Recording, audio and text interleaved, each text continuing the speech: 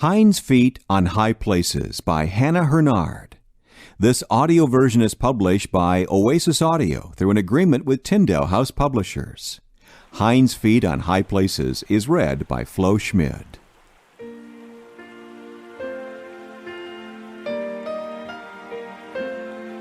Hinds' Feet on High Places by Hannah Hurnard. The Lord God is my strength, and he will make my feet like hinds' feet, and he will make me to walk upon mine high places. Habakkuk 3:19.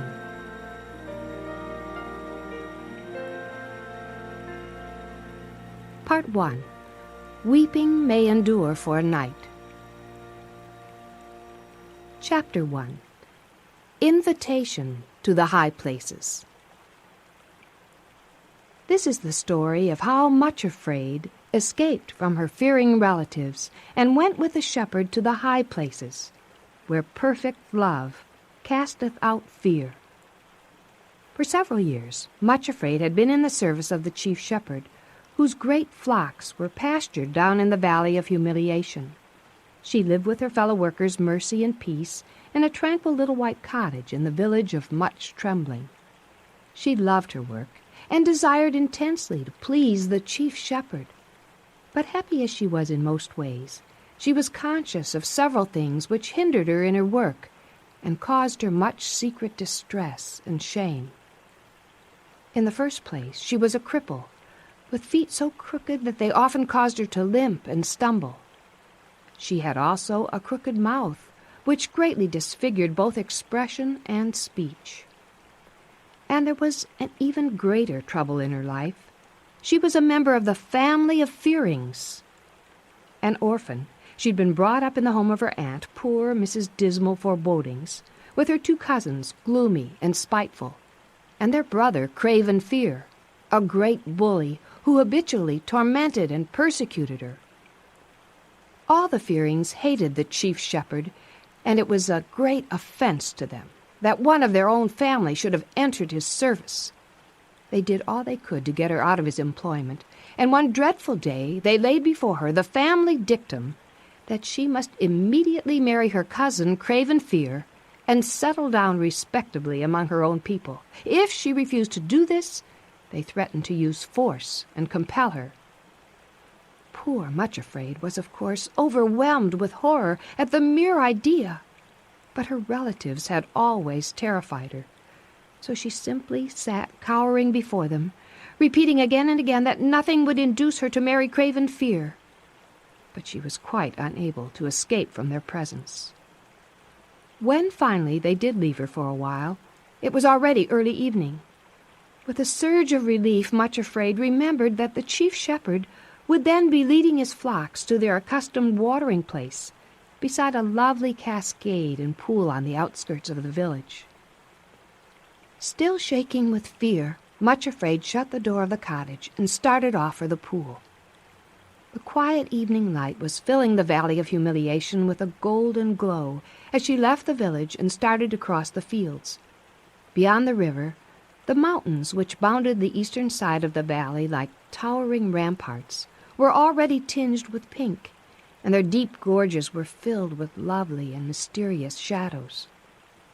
Through the quiet and peace of this tranquil evening, poor, terrified Much Afraid came to the pool where the shepherd was waiting for her, and told him of her dreadful plight.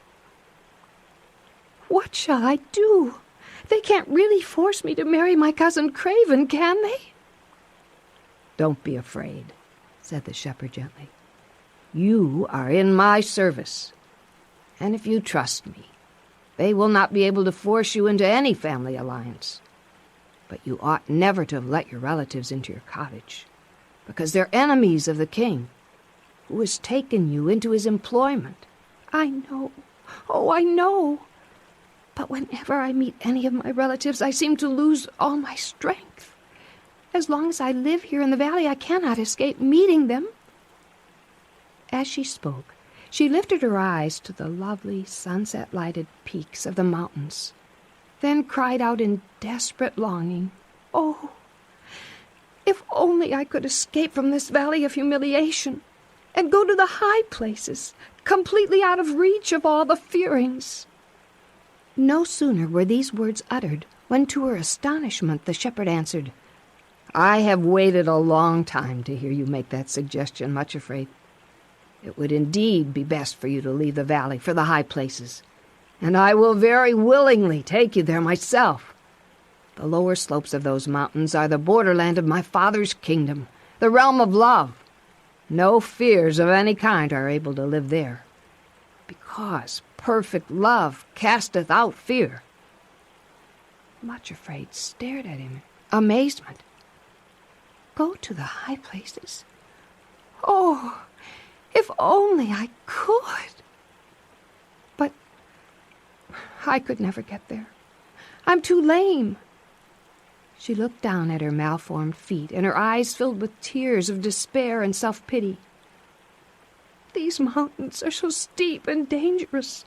I've been told that only the hinds and the deer can move on them safely." "It is quite true that the way up is difficult and dangerous. It has to be, so that nothing which is an enemy of love can invade the kingdom.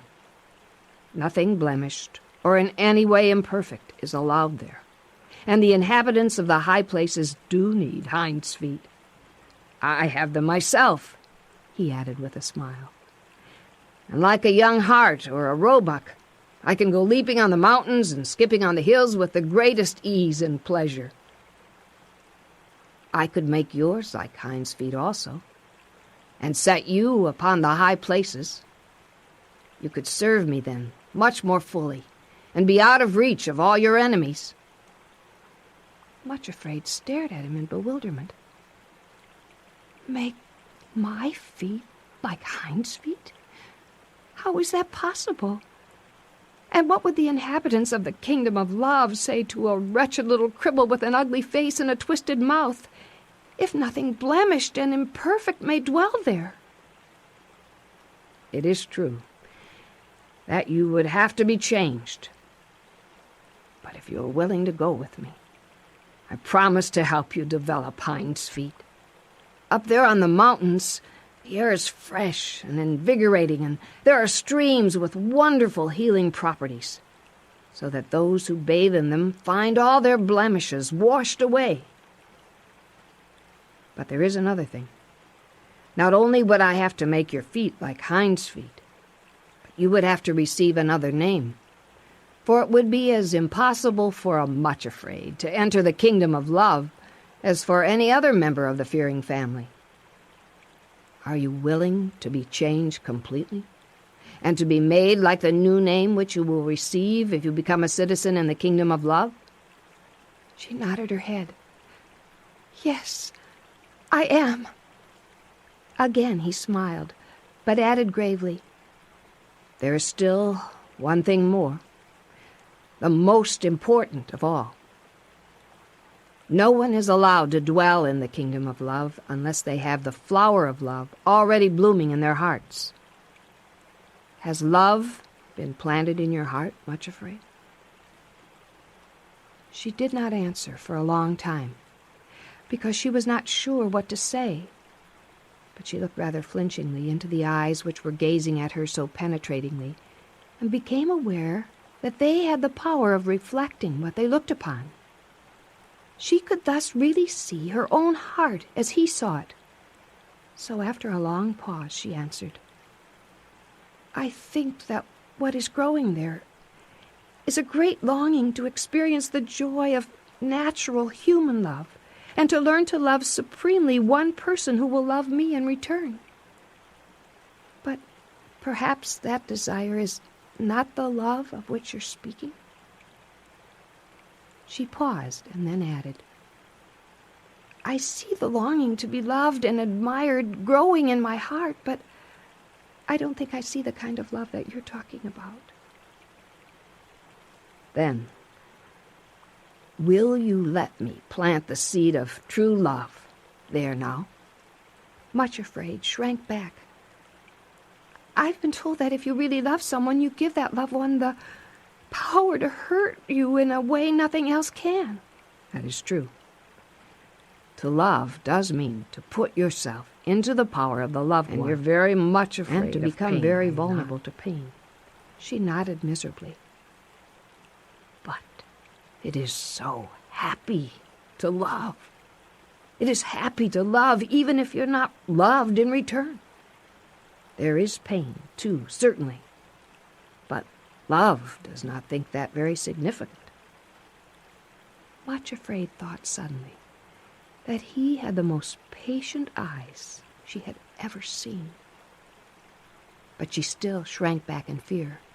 I would never dare to love unless I were sure of being loved in return. The smile he turned on her then was the gentlest and kindest she had ever seen. I promise you, Much Afraid, that when the plant of love is ready to bloom in your heart, and when you're ready to change your name, then you will be loved in return. A thrill of joy went through her. It seemed too wonderful to be believed. But the shepherd himself was making the promise.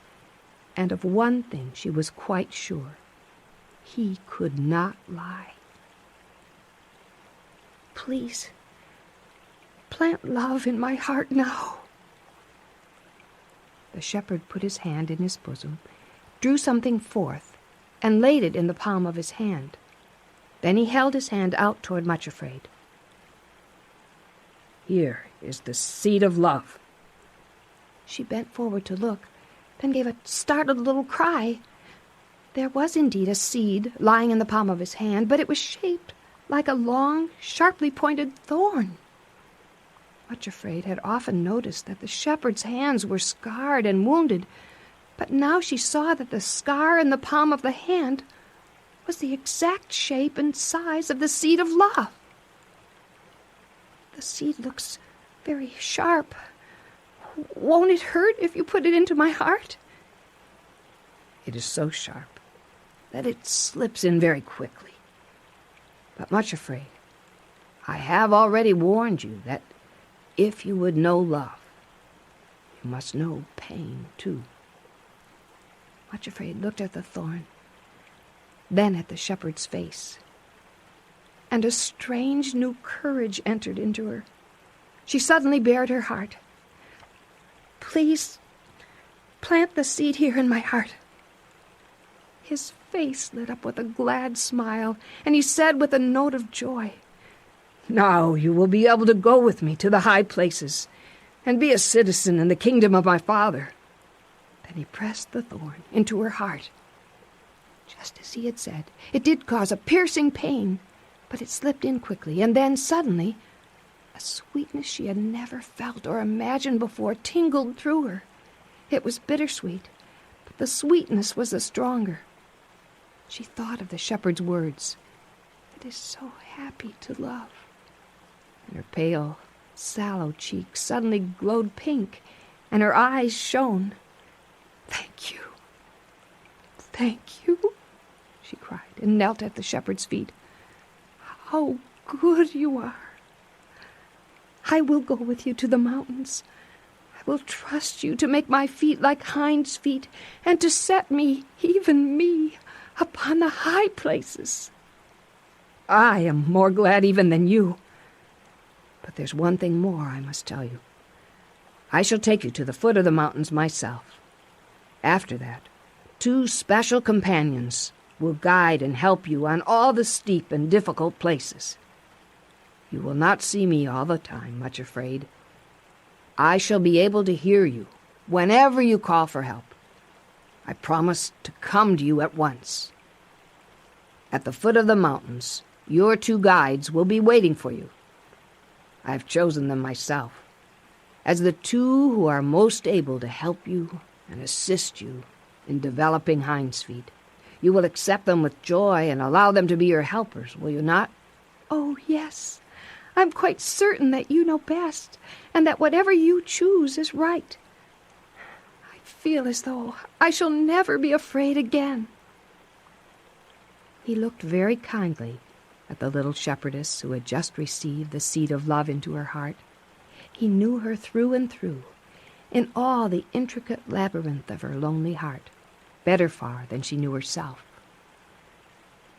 Now, You may go home and make your preparations for leaving. Do not tell anyone about it, for a journey to the high places needs to be a secret matter. You must be ready to follow me whenever I come to the cottage and call. I shall sing one of the shepherd's songs as I pass. When you hear it, come at once and follow me to the trysting place." Then, as the sun had already gone down in a blaze of red and gold, and the eastern mountains were now veiled in misty mauve and gray, and the shadows were lengthening, he turned and led his flock away toward the sheepfolds. Much Afraid turned her face homeward, her heart full of happiness and excitement. As she started back across the fields, she sang to herself one of the songs from an old book of songs, which the shepherds often used. She walked singing across the first field, when suddenly she saw Craven Fear coming toward her. Poor Much Afraid, for a little while she had forgotten the existence of her dreadful relatives, and now here was the most dreaded one of them all, slouching toward her. With horror that sickened her very heart, she heard him say, "Well, here you are at last, little cousin Much Afraid. So we are to be married, eh? What do you think of that?" And he pinched her, presumably in a playful manner, but viciously enough to make her gasp. She shrank away from him and shook with terror and loathing. Unfortunately, this was the worst thing she could have done, for it was always her obvious fear which encouraged him to continue tormenting her. He caught hold of her, and poor Much Afraid uttered one frenzied cry of terror and pain. At that moment, Craven Fear loosed his grasp and cringed away. The shepherd had approached them unperceived and was standing beside them. One look at his stern face and the stout shepherd's cudgel grasped in his strong, uplifted hand was more than enough for the bully. Craven Fear slunk away like a whipped cur. Her dress was torn, and her arms bruised. Yet that was the least part of her distress. She was overwhelmed with shame that she had so quickly acted like her old name and nature, which she had hoped was beginning to be changed already. She did not dare look at the shepherd, but had she done so, she would have seen with what compassion he was regarding her. Then, still without looking at him, she limped painfully toward the village, weeping bitterly as she went. What is the use of even thinking of going to the high places? I could never reach them, for the least little thing is enough to turn me back.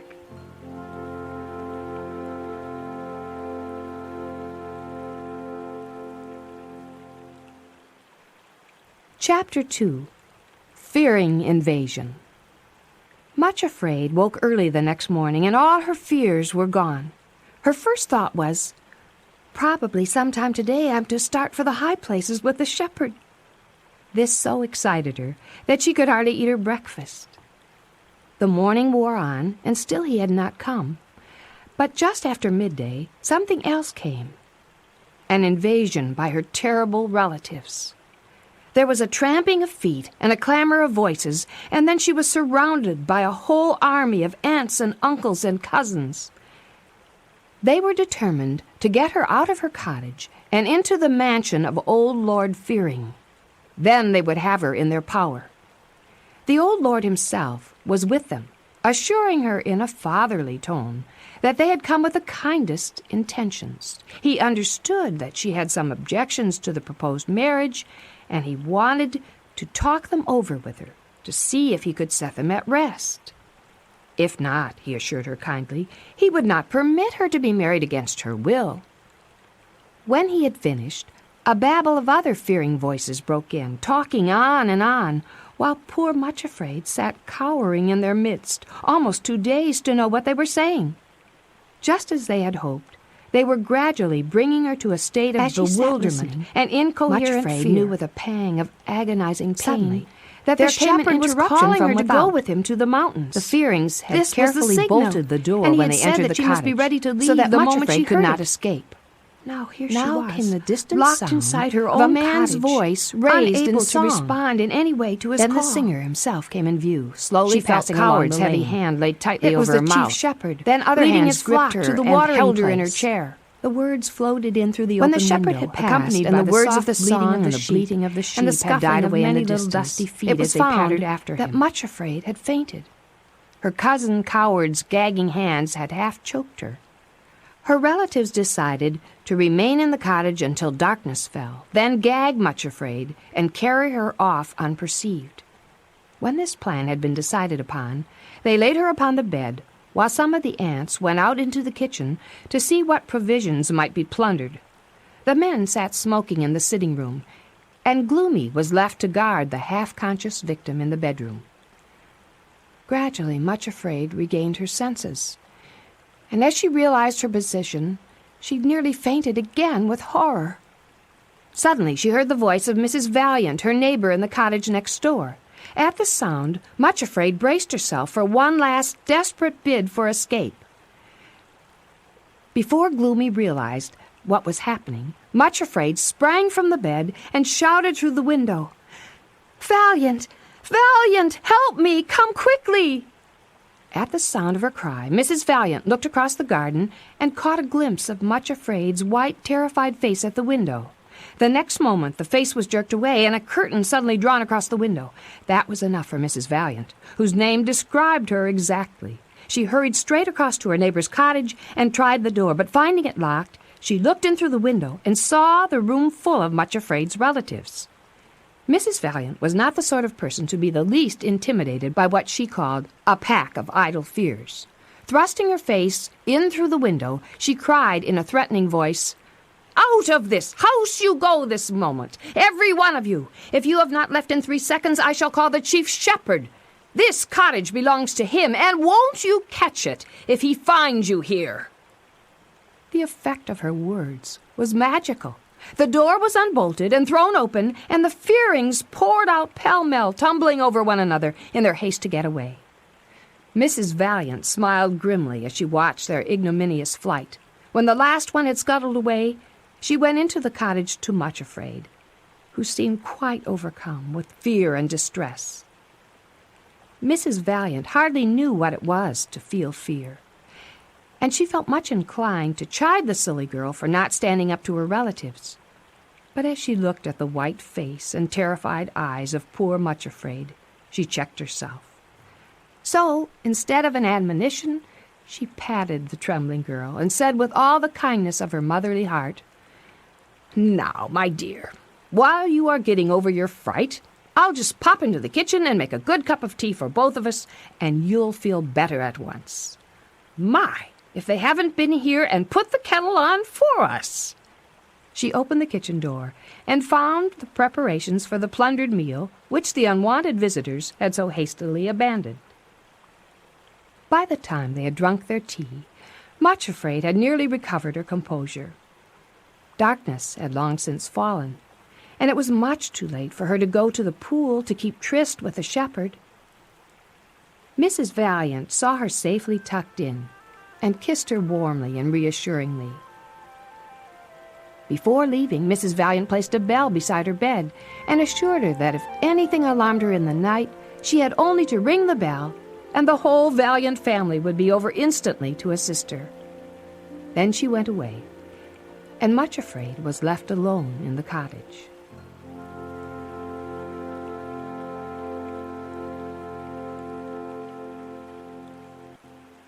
Chapter 3. Flight in the Night. For hours, poor Much Afraid lay sleepless on her bed, tossing and turning wearily from side to side. At last she fell asleep. She woke suddenly an hour or two later, her mind intensely alert, conscious of an agonizing pain. The thorn in her heart was throbbing and aching in a manner she could scarcely bear. It was as though the pain was hammering out something which at first she was still too confused to be able to understand. Then, all of a sudden, she found herself whispering, "The shepherd came and called me, but I didn't go to him. Supposing he thought that I had changed my mind? Supposing he is gone and left me behind?" The shock of this thought was awful. She slipped out of bed, dressed herself as quickly as her shaking fingers would permit, and then unlocked the cottage door. She went out into the darkness. 100 craven fears lurking in the lonely street could not have deterred her at that moment, for the pain in her heart swallowed up fear and everything else. So in the dark hours, just before dawn, much afraid, started off to look for the shepherd. She could not go quickly because of her lameness, but limped along the village streets toward the open fields and the sheepfolds. As she went, she whispered to herself, "Oh, shepherd, when you said that love and pain go together, how truly you spoke." At last, she came to the sheepfolds, still and silent in the dim starlight.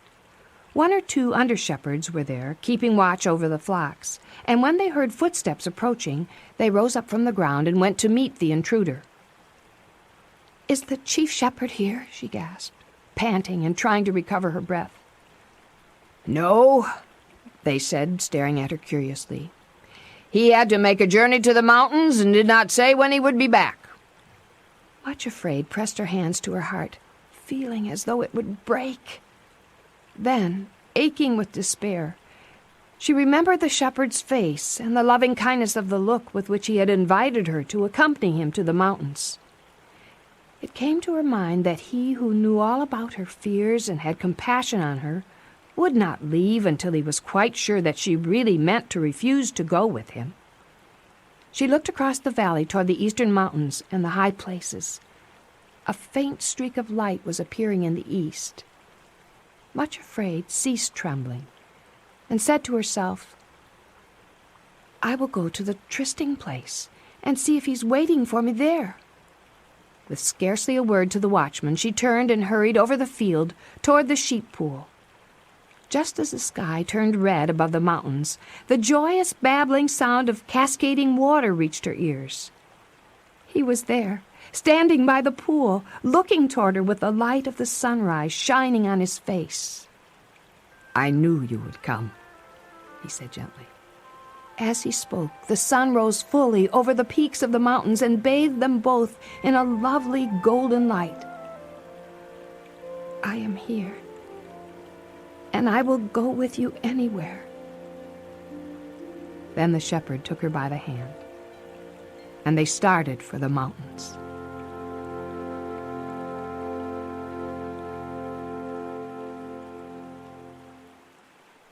Chapter 4. Start for the High Places. It was early morning of a beautiful day. The valley lay as though still asleep. The only sounds were the joyful laughter of the running streams and the gay little songs of the birds. The dew sparkled on the grass, and the wildflowers glowed like little jewels. Once the shepherd stooped and touched the flowers gently with his fingers, then said with a smile, "Humble yourself, and you will find that love is spreading a carpet of flowers beneath your feet." Much Afraid looked at him earnestly. "I have often wondered about the wildflowers. It does seem strange that such unnumbered multitudes should bloom in the wild places of the earth where perhaps nobody ever sees them. They have so much beauty and sweetness to give, and no one on whom to lavish it." The look the shepherd turned on her was very beautiful. "Nothing my father and I have made is ever wasted, and the little wildflowers have a wonderful lesson to teach. Many a quiet and hidden life is a veritable garden in which love's flowers have come to such perfection that it's a place of delight where the King of Love himself walks. Some of my servants have indeed won great visible victories and are rightly loved and reverenced by other men, but always their greatest victories are like the wildflowers, those which no one knows about. Learn this lesson now, down here in the valley, Much Afraid, and when you get to the steep places of the mountains, it will comfort you. And now, here we are at the river, and over on the other side the foothills of the mountains begin. There we shall find your 2 guides waiting for you."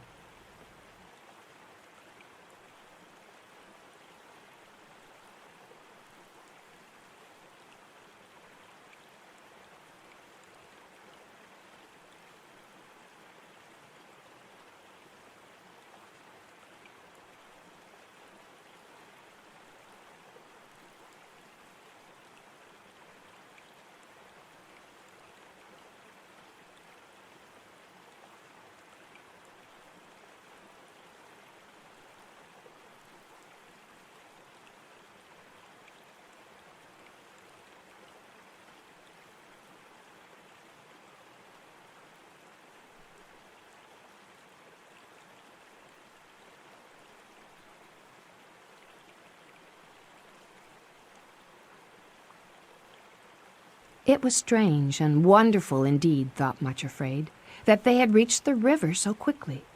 Upheld by the shepherd's hand, she had forgotten her lameness. Oh, if only he would take her the whole way to the mountain places, instead of giving her over to the care of other guides. When she thought of this, she said to him imploringly, "Will you not take me all the way?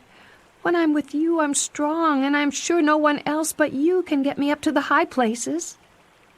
He looked at her most kindly. "Much Afraid, I could do what you wish, but if I did, you would never be able to develop Hinds' feet and become my companion and go where I go. If you will climb to the heights this once, I promise you that you will develop Hinds' feet. Moreover, if I carry you up to the high places now with only a tiny seed of love in your heart, you will not be able to live in the kingdom of love. You will have to stay outside, on places not so high, still within reach of your enemies. Some of them, you know, can visit the lower parts of the mountain. I've no doubt that you will meet them as you make the ascent. That is why I have chosen for you two of the very best and strongest guides. I assure you, however, that never for a moment shall I be beyond your call for help, even when you cannot see me." Much Afraid paused on the bridge and looked back over the way they had come. The valley looked very green and peaceful, while the mountains to whose foot they had come towered above them like gigantic and threatening ramparts. Tears began to prick in her eyes, and the thorn pricked in her heart. But she turned to the shepherd and said thankfully, "I will trust you, and do whatever you want." Then, as she looked up in his face, he smiled most sweetly and said, "You have one real beauty, Much Afraid. You have such trustful eyes. Trust is one of the most beautiful things in the world. When I look at the trust in your eyes, I find you more beautiful to look upon than many a lovely queen." In a very short time, they were over the bridge and had come to the foot of the mountains. Here great boulders were scattered all around, and suddenly Much Afraid saw the figures of two veiled women seated on one of the rocks at the side of the path. As the shepherd and she came up to that place, the two rose and bowed silently to him. "Here are the two guides which I promised." Much Afraid looked at them fearfully. Certainly they were tall and appeared to be very strong, but why were they veiled? Why did they not speak? Who are they? Why don't they speak to me? Are they dumb? No, they're not dumb, but they speak a new language, a dialect of the mountains. As you travel with them, you will learn to understand their words. They're good teachers. Indeed, I have few better. As for their names, this," said he, motioning toward the first of the silent figures, "is named Sorrow, and the other is her twin sister, Suffering." Poor Much Afraid. Her cheeks blanched, and she began to tremble from head to foot. I can't go with them. Oh, my Lord Shepherd, why do you do this to me? Couldn't you have given joy and peace to go with me, to strengthen me and encourage me?" And she burst into tears. A strange look passed over the shepherd's face as he listened to this outburst. Then he answered very gently, "Will you trust me, Much Afraid? Or do you wish to turn back to the valley and to all your fearing relatives, to Craven Fear himself?" Much Afraid shuddered. The choice seemed terrible. Fear she knew only too well, but sorrow and suffering had always seemed to her the two most terrifying things she could encounter. How could she go with them? Then she looked at the shepherd, and suddenly knew she could not doubt him, could not possibly turn back from following him. Even if he asked the impossible, she could not refuse. She looked at him piteously. "Do I wish to turn back? Oh, shepherd, to whom should I go? In all the world I have no one but you. Help me to follow you. even though it seems impossible. Help me to trust you as much as I long to love you." As he heard these words, the shepherd lifted his head and laughed, a laugh full of exultation and triumph and delight. It echoed round the rocky walls of the little canyon in which they stood, until it seemed as though the whole mountain range was laughing with him. When the last note had faded into silence, his voice said very softly, "Fear not, Much Afraid. Only believe. Go with sorrow and suffering. And when you come to the difficult places where you cannot manage alone, put your hand in theirs, and they will take you exactly where I want you to go." Much Afraid stood quite still, looking up into his face, which now had such a happy, exultant look, the look of one who, above all things else, delights in saving and delivering. "Others have gone this way before me," she thought. "Will he who is so strong and gentle be less faithful and gracious to me, weak and cowardly though I am? And it is so obvious that the thing he delights in is to deliver his followers from all their fears and to take them to the high places." She stepped forward, looking at the two veiled figures, and said with a courage which she had never felt before, "I will go with you. Please lead the way." For even then she could not bring herself to put out her hand to grasp theirs. The shepherd laughed again, and then said clearly, "My peace I leave with you. My joy be fulfilled in you. And now till the daybreak, and the shadows flee away, I will be like a roe or a young hart on the mountains." Then, before Much Afraid could realize what was happening, he had leaped onto a great rock, and from there to another, and yet to another, swifter almost than her eyes could follow his movements. He was leaping up the mountains, springing from height to height, till he was lost to sight. When they could see him no longer, Much Afraid and her two new companions began to ascend the foothills.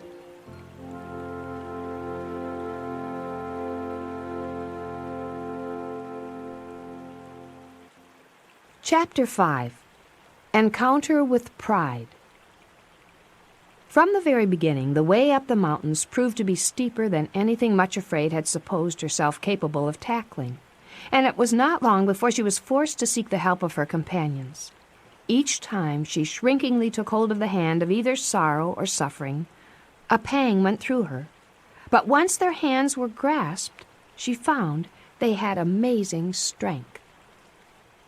It was not long, too, before she needed their help in another way. To her surprise and distress, there were enemies to meet on the way who would certainly have succeeded in making her turn back had she been alone. To explain this, we must now go back to the Valley of Humiliation.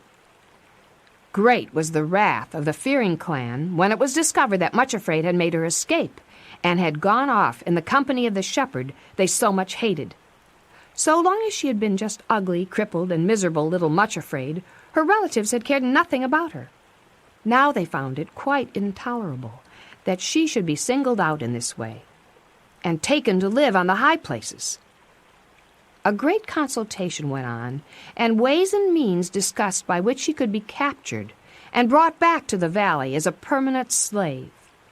Force might prove impossible, as apparently she had put herself under the protection of the great shepherd.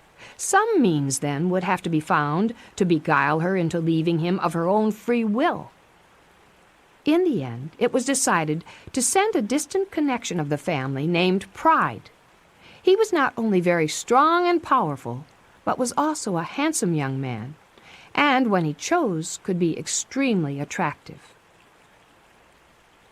Much Afraid and her two companions had only been a few days upon their journey when one morning, on turning a corner of the rocky pathway, Pride was seen striding toward them. She was certainly surprised, but not unduly alarmed. This cousin had always so disdained and ignored her that it never occurred to her that he would even speak to her. On his part, Pride was delighted to find that though Much Afraid seemed to be traveling in the care of two strong companions, the shepherd himself was not with her. He approached her quite confidently and with a most unusual affability of manner.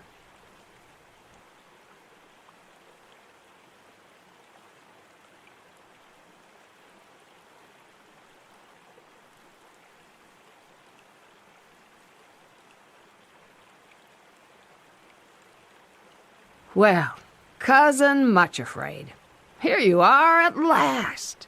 I have had such ado to catch up with you." "How do you do, Cousin Pride?" Much Afraid, of course, ought to have known better than to stop and talk with one of her own relatives from the valley. But it is rather pleasant, after being snubbed and ignored for years, suddenly to be greeted as an equal. "Much Afraid," Pride took her hand in a kindly and friendly manner, "I have made this journey to try to help you. I beg you to listen very attentively and seriously. My dear cousin, you must give up this extraordinary journey and come back with me to the valley. The one who's persuaded you to start this improper journey is well known to have seduced other helpless victims in this same way. All those fair promises he's made about bringing you into his kingdom will prove false. When he gets you up to the wild, desolate parts of the mountains, he will abandon you altogether, and you will be put to lasting shame." Poor Much Afraid tried to pull away, but as she struggled to free her hand, he only grasped it tighter. She had to learn that once Pride is listened to, it is the hardest thing in the world to throw him off. She hated the things that he said, but with her hand grasped in his, they sounded horribly plausible. "Come back, Much Afraid. Give it up before it's too late. In your heart of hearts, you know that what I'm saying is true, and that you will be put to shame before everybody. Give it up while there's still time. Is a merely fictitious promise of living on the high places worth the cost you're asked to pay for it? What is it that you seek there in that mythological kingdom above?" Entirely against her will, Much Afraid let the words be dragged out of her. "I am seeking the kingdom of love." "I thought as much. Seeking your heart's desire, eh? Have a little pride. Ask yourself honestly, are you not so ugly and deformed that nobody even in the valley really loves you? That is the brutal truth. Then how much less will you be welcome in the kingdom of love, where they say nothing but unblemished beauty and perfection is admitted?" Poor Much Afraid. The urge to turn back seemed almost irresistible. But at that moment, she had an inner vision of the face of the shepherd. She remembered the look with which he had promised her, "I pledge myself to bring you there, and that you shall not be put to shame." Before Pride could realize what was happening, Much Afraid uttered a desperate cry and was calling up the mountain, "Come to me, shepherd, come quickly. Make no tarrying, O my lord." There was a sound of loose rattling stones and of a prodigious leap, and the next moment the shepherd was on the path beside them, his shepherd's staff raised high above his head. Only one blow fell, and then Pride dropped the hand he had been grasping and made off down the path and round the corner, slipping and stumbling as he went, and was out of sight in a moment. "Much Afraid," said the shepherd in a tone of gentle but firm rebuke, "why did you let Pride take your hand? If you had been holding the hands of your two helpers, this could never have happened." For the first time, Much Afraid, of her own free will, held out both hands to her two companions, and they grasped her strongly. But never before had their hold upon her been so full of pain, so bitter with sorrow.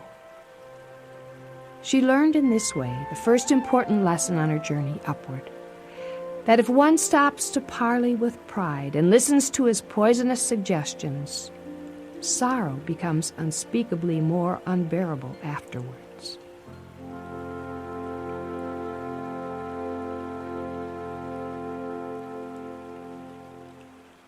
Chapter 6.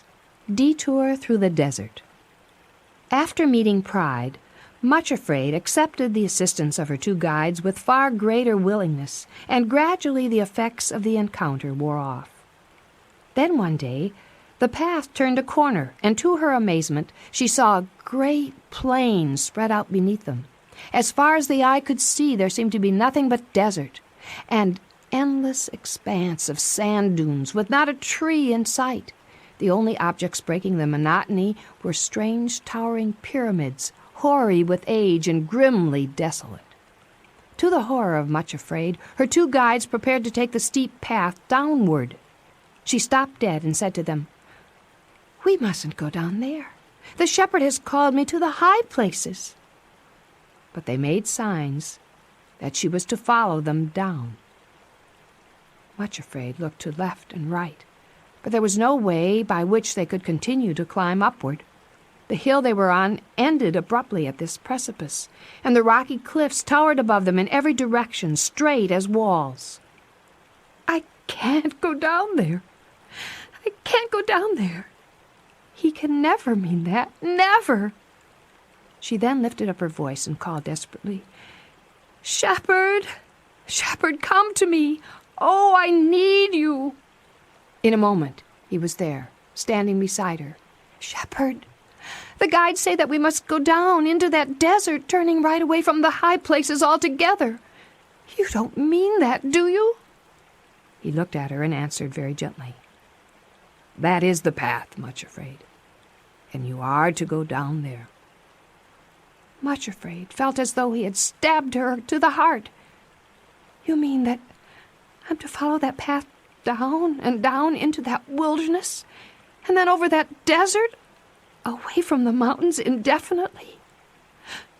Why, it may be months, even years, before that path leads back to the mountains again." He bowed his head silently, and Much Afraid sank on her knees at his feet. "Much Afraid, do you love me enough to accept the postponement and to go down there with me into the desert?" She was still crouching at his feet, sobbing as if her heart would break. But now she looked up, caught his hand in hers, and said, "Oh, forgive me because I can't help my tears. I will go down with you into the wilderness if you wish it. Even if you cannot tell me why it has to be, I will go with you. For you know I do love you, and you have the right to choose for me anything that you please."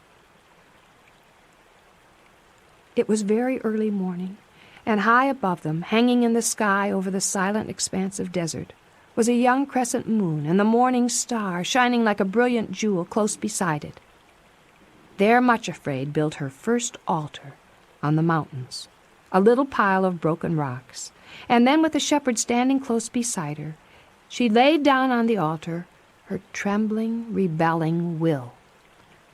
A little spurt of flame came from somewhere, and in an instant nothing but a heap of ashes was lying on the altar.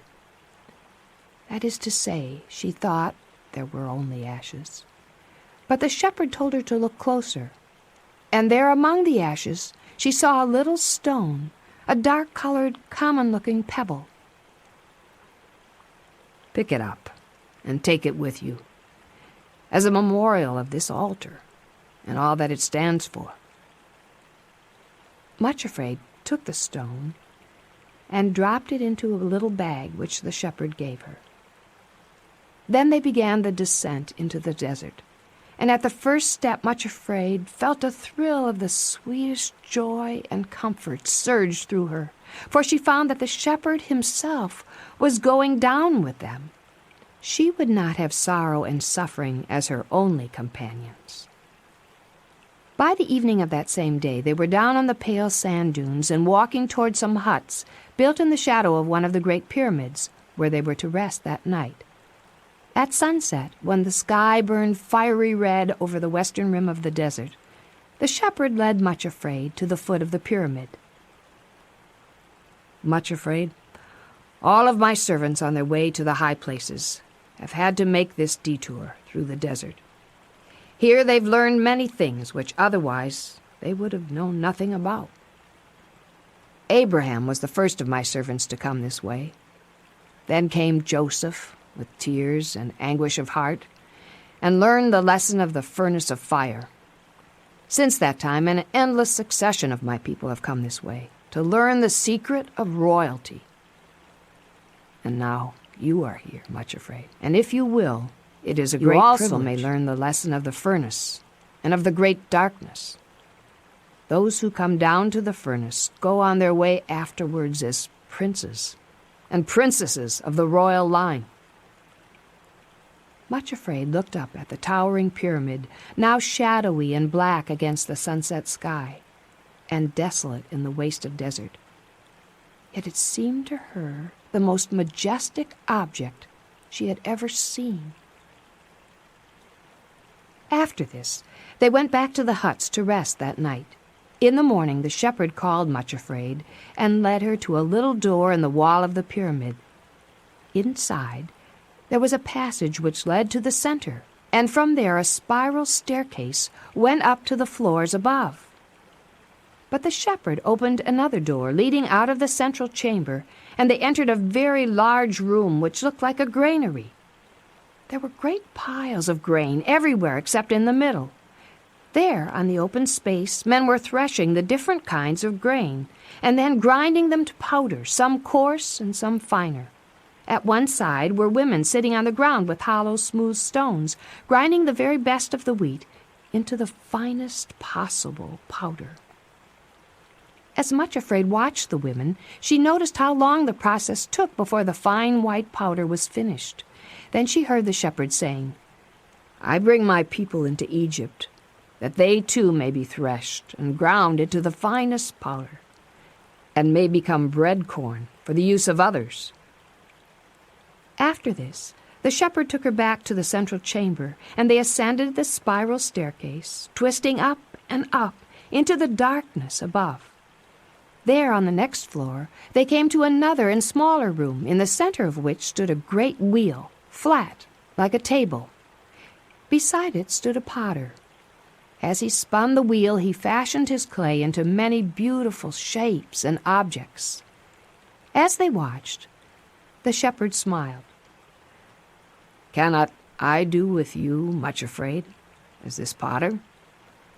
Behold, as the clay is in the hand of the potter, so are you in my hand." Last of all, he took her up the stairway to the highest floor. There they found a room with a furnace in which gold was being smelted and refined of all its dross. Also in the furnace were rough pieces of stone and rock containing crystals.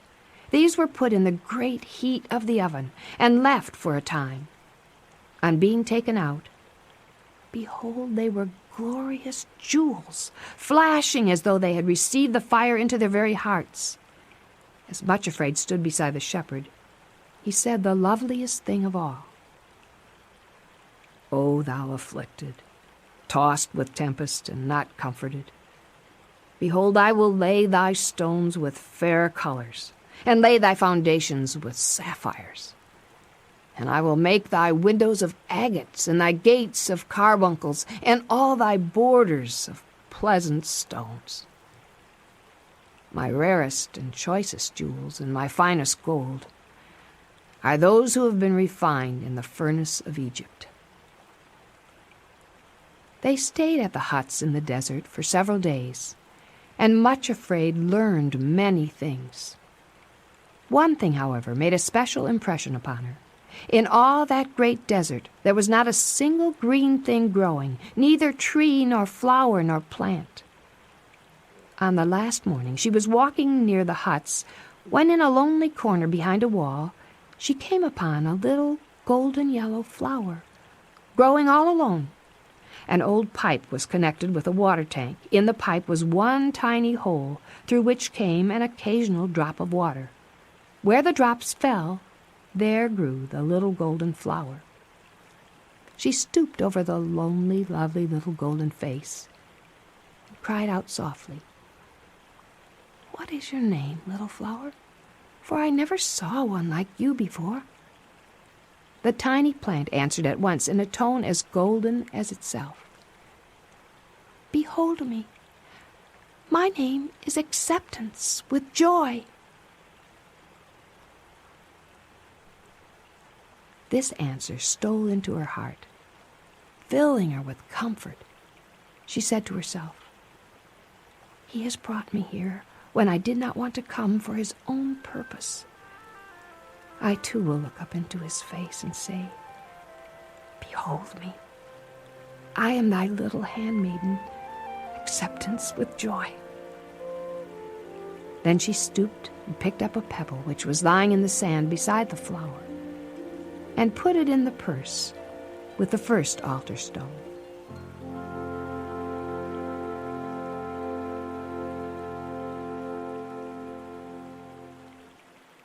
Chapter 7.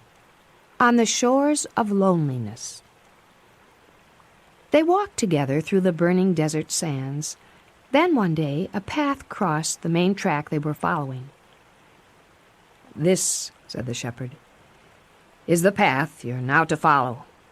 So they turned westward with the high places behind their backs and came in a little while to the end of the desert. They found themselves on the shore of a great sea. "It is now time for me to leave you, Much Afraid. Remember, even though you seem to be farther away than ever from the high places and from me, there's really no distance at all separating us.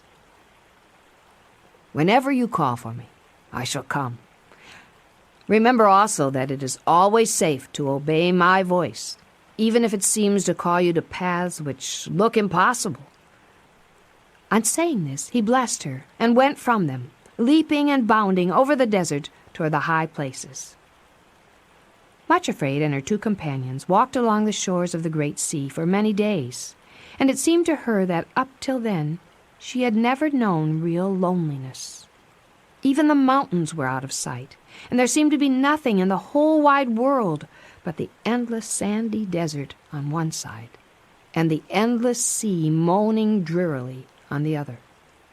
Nothing grew there, but the shores were scattered with broken driftwood and with great tangled masses of brown and shriveled seaweed. At intervals, too, an icy wind came shrilling across the billows, stabbing sharp as a knife. In those days, Much Afraid never let go the hands of her two companions, and it was amazing how swiftly they helped her along. Stranger still, perhaps, was the way in which Much Afraid walked, swifter and more upright than ever before, and with scarcely a limp. One day they came to a place on the shore where were high cliffs.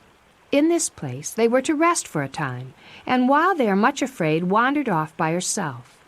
After climbing the cliff, she found herself looking down into a lonely little cove, completely enclosed on three sides, and with nothing in it but driftwood and stranded seaweed. The chief impression it made upon her was its emptiness. It seemed to lie there like an empty heart, watching and longing for the far-off tide.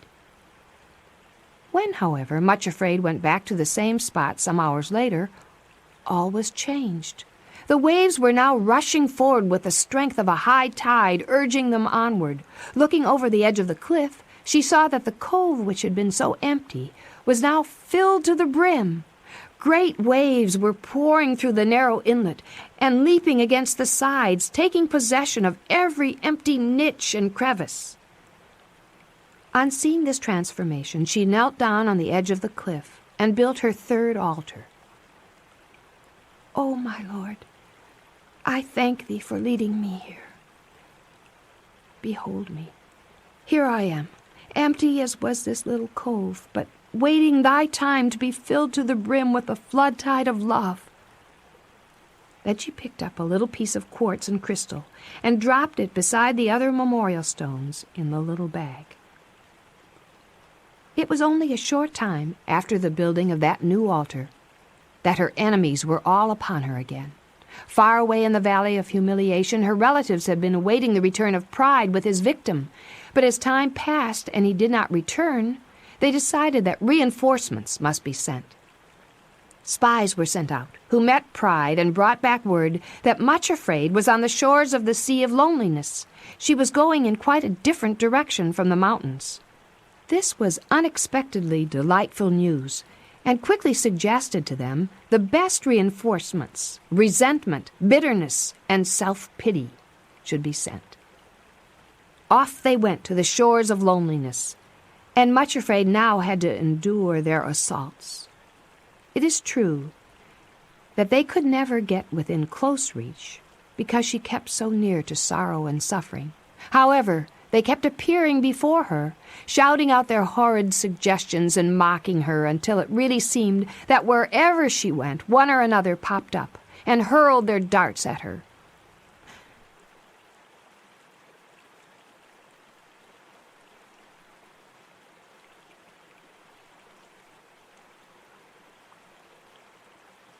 "I told you so," Pride would shout viciously. "Where are you now, you little fool? Up on the high places? Not much. Do you know that everyone in the Valley of Humiliation knows about this and is laughing at you? Seeking your heart's desire, eh? And left abandoned by him, just as I warned you, here on the shores of loneliness. Why didn't you listen to me, you little fool?" Then Resentment would raise his head over another rock. "You know, Much Afraid, you act like a blind idiot. Who's this shepherd you follow? What sort of a person is he to demand everything you have and give nothing in return but suffering and sorrow and ridicule and shame?" Bitterness would then break in with his sneering voice. "The more you yield to him, the more he'll demand from you. He takes advantage of your devotion. You'd better pull out before he demands the uttermost sacrifice of all. Sooner or later he'll put you on a cross of some sort and abandon you to it." Self-pity would chime in next, and in some dreadful way he was almost worse than any of the others. "Poor little Much Afraid. It's too bad, you know. You really are so devoted, and you've refused him nothing. Absolutely nothing. Yet this is the cruel way in which he treats you. Can you really believe that he loves you? How can that be possible?" It is exhausting to be assaulted day after day with suggestions like these, and while sorrow and suffering were holding her hands, naturally Much Afraid could not cover her ears, so her enemies were really able to give her a dreadful time. At last, things came to a crisis. One day, when her companion seemed to be sleeping for a little while, Much Afraid unwarily wandered off alone. She came to a place where the cliffs jutted out into the sea, forming a very narrow peninsula, which ended in a sheer precipice. When she reached the end of this promontory, suddenly she found to her horror all four of her enemies closing in on her. That already she was becoming a different person was then quite apparent, for instead of nearly fainting with fright, she seized a stone in each hand and, putting her back against a great rock, prepared to resist them. Fortunately, the place was too narrow for all four to approach together, but Pride put himself in front of the others and stepped toward her. "You can put down those stones, Much Afraid. There are four of us here, and we mean to do as we please with you now that you are in our power." Much Afraid lifted her face toward the seemingly empty sky, and with all her strength called out, "Come to my deliverance, and make no tarrying, O my lord!" To the horror of the four ruffians, there was the shepherd himself, leaping toward them along the narrow promontory. Resentment, bitterness, and self-pity managed to hurl themselves flat on the ground and edge away as he bounded toward the place where Pride was just seizing hold of Much Afraid. Catching him by the shoulders, the shepherd spun him around, lifted him in the air, and then dropped him over the edge of the cliff into the sea. "Oh, shepherd, thank you. Do you think Pride is really dead at last?" "No, it is most unlikely." The shepherd glanced over the cliff as he spoke and caught sight of Pride swimming like a fish toward the shore. "There he goes. But he has had a fall today, which he will not forget." "Shepherd, tell tell me why I nearly got into pride's clutches again? And why resentment, bitterness, and self-pity have been able to pester me for so long? I think that you were beginning to tell yourself it really was time that I led you back to the mountains and up to the high places.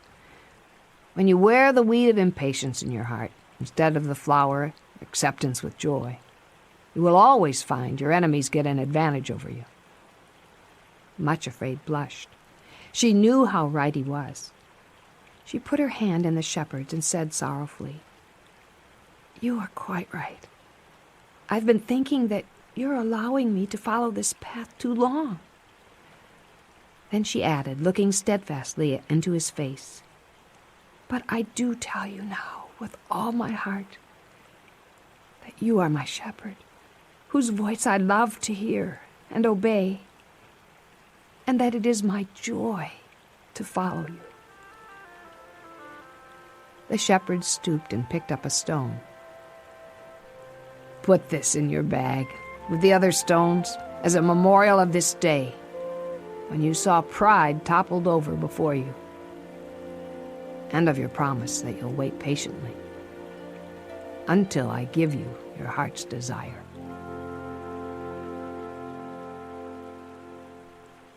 Chapter 8. On the Old Sea Wall.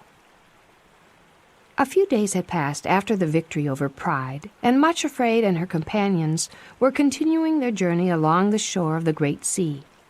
One morning the path unexpectedly turned inland again, and with a thrill of indescribable joy, Much Afraid saw that it would lead them back to the high places. She dropped the hands of her two guides in order to clap her own, and gave a little skip of joy. No matter how great the distance, now at last they were to go in the right direction. Suddenly the path took another turn, and went not toward the mountains, but southward again, to where far ahead the desert seemed to end in some sort of hill country. Much Afraid stood quite still, dumb with dismay. Then she began to tremble all over. It could not be possible that yet again the shepherd was turning her away from the high places. Up from behind a sand dune, close beside her, rose the form of her enemy, Bitterness. He did not come any nearer, but simply stood and looked at her, and laughed, until it seemed that the whole desert was filled with the echoes of his mockery. Sorrow and her sister came up to Much Afraid, and stood by her side silently, and for a little while everything was swallowed up in pain and in horror of great darkness. A sudden swirling wind shrieked over the desert and raised a storm of dust and sand which blinded them. In the silence which succeeded the storm, Much Afraid heard her voice saying, "My lord, what dost thou want to say to me? Speak, for thy servant heareth." Next moment, the shepherd was standing beside her. "Be of good cheer. Build me another altar, and lay down your whole will as a burnt offering." Obediently, Much Afraid raised a little heap of sand and loose stones, and again laid down her will, and said with tears, for Sorrow had stepped forward and knelt beside her, "I delight to do thy will, oh my God." A spurt of flame consumed the offering and left a little heap of ashes on the altar. A gust of wind whirled the ashes away, and the only thing remaining on the altar was a rough, ordinary-looking stone, which Much Afraid picked up and put into the bag with the others. Then she rose, turned her face away from the mountains, and they all started southward. Presently they reached a place where the sea, which they had left behind when they turned inland, came sweeping into the desert, forming a great estuary.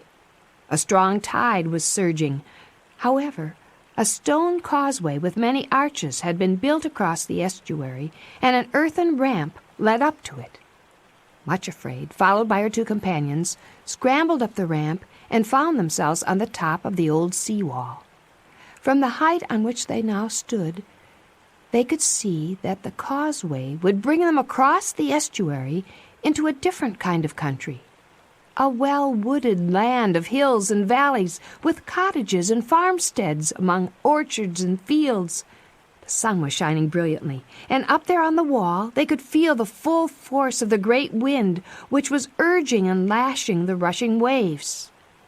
Somehow, the roar of the wind and the surge of the water seemed to get into her blood and course through her like a glorious wine of life. And now shall mine head be lifted up above mine enemies round about. Therefore I will sing praises unto the Lord. Yea, I will offer the sacrifice of joy, and will praise the name of the Lord. While still on the causeway, she picked up another stone, this time as a memorial of her triumph over her enemies, and dropped it into the little bag of treasured memories. So they made their way across the causeway and down the ramp on the other side, and immediately found themselves in a wood. The change in scene after their long journey through the desert was wonderful.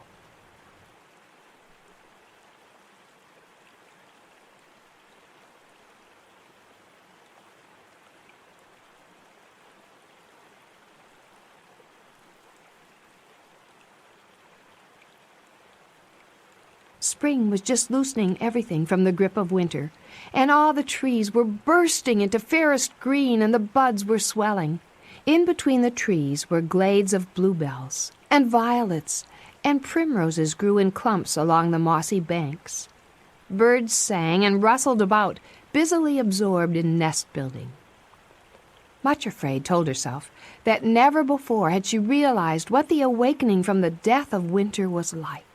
At the same time, she was conscious of a wonderful stirring in her heart, as though something were springing into new life there, too. The feeling was so sweet, yet so mixed with pain, that she hardly knew which predominated.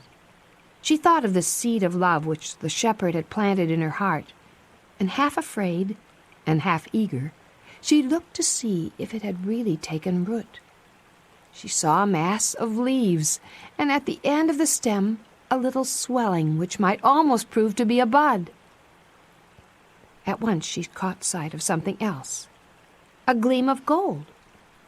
Looking closer, what should she see but an exact replica of the little golden flower which she had found growing near the pyramids in the desert. Somehow, it was actually growing in her own heart.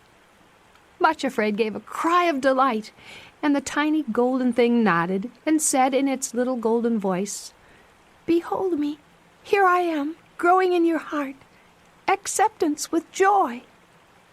Much Afraid smiled and answered, "Why, yes, of course, I was forgetting."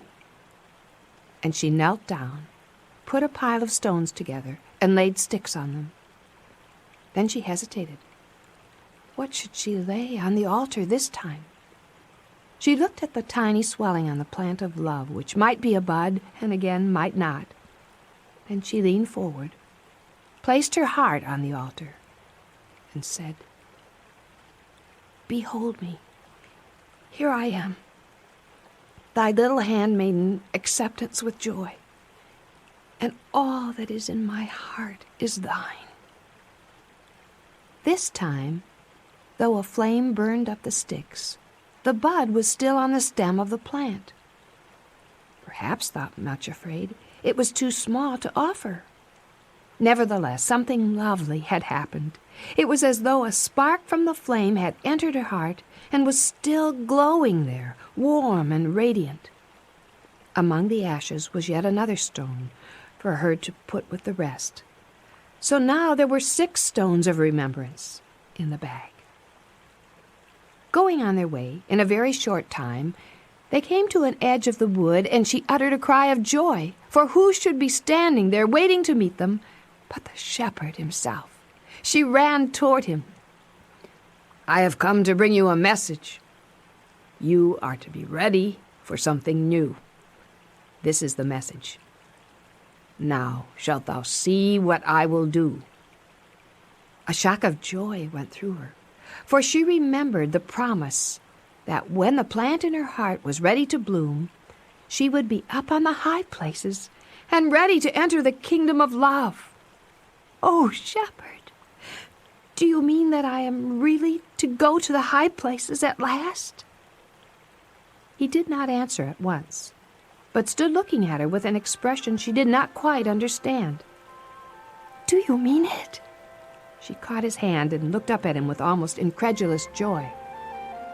This time he answered, "Yes," and added with a strange smile, "Now shalt thou see what I will do."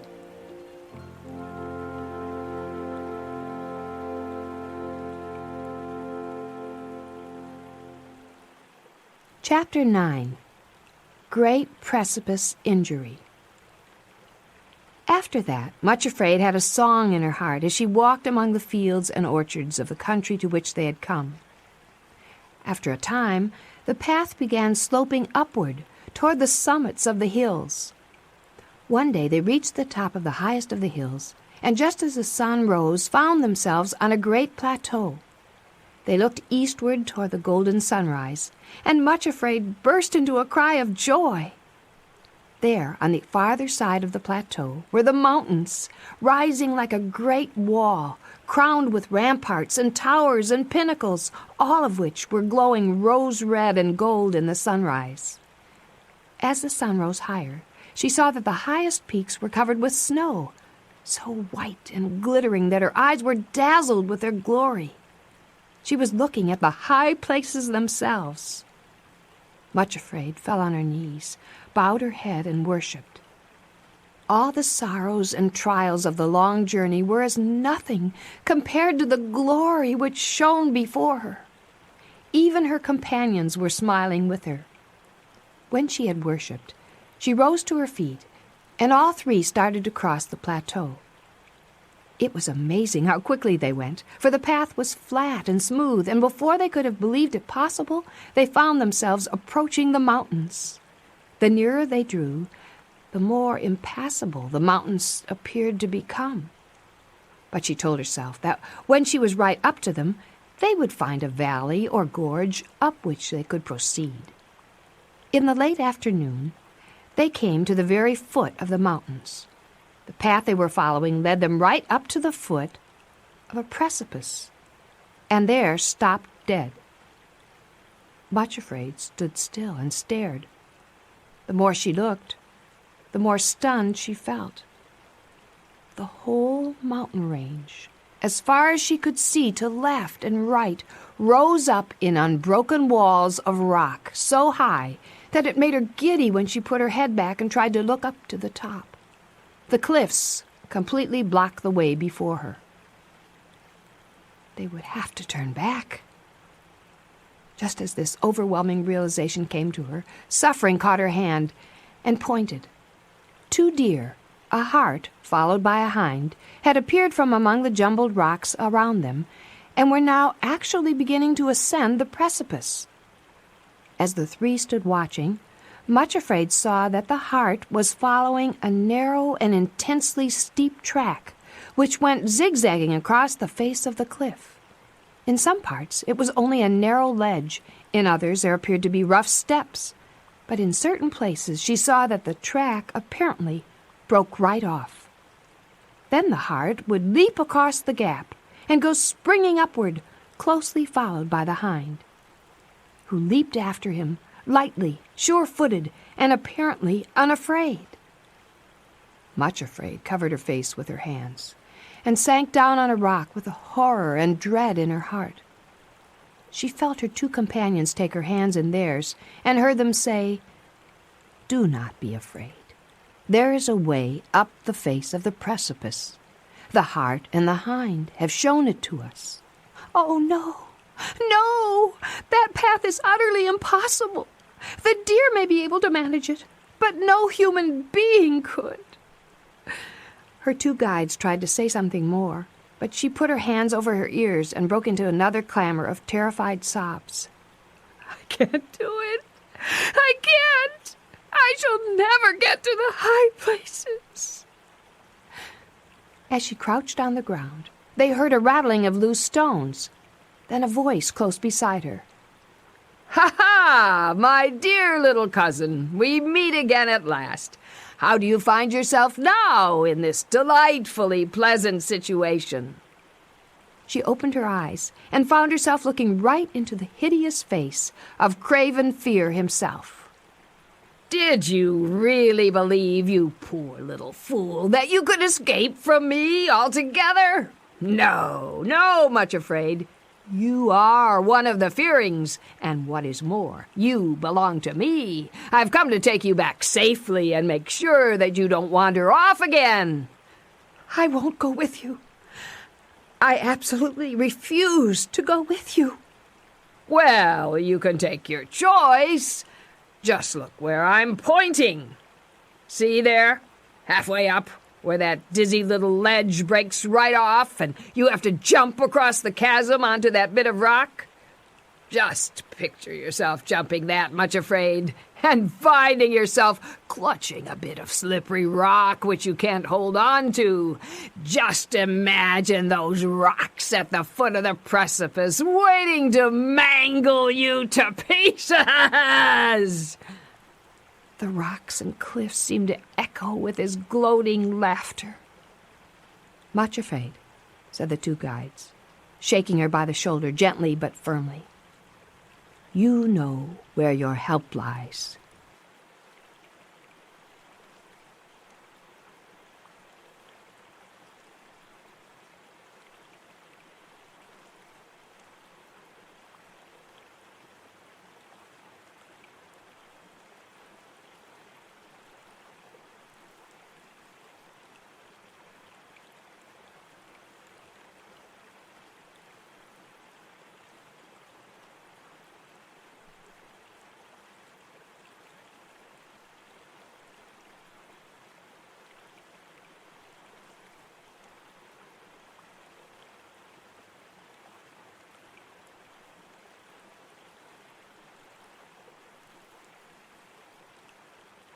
Call for help.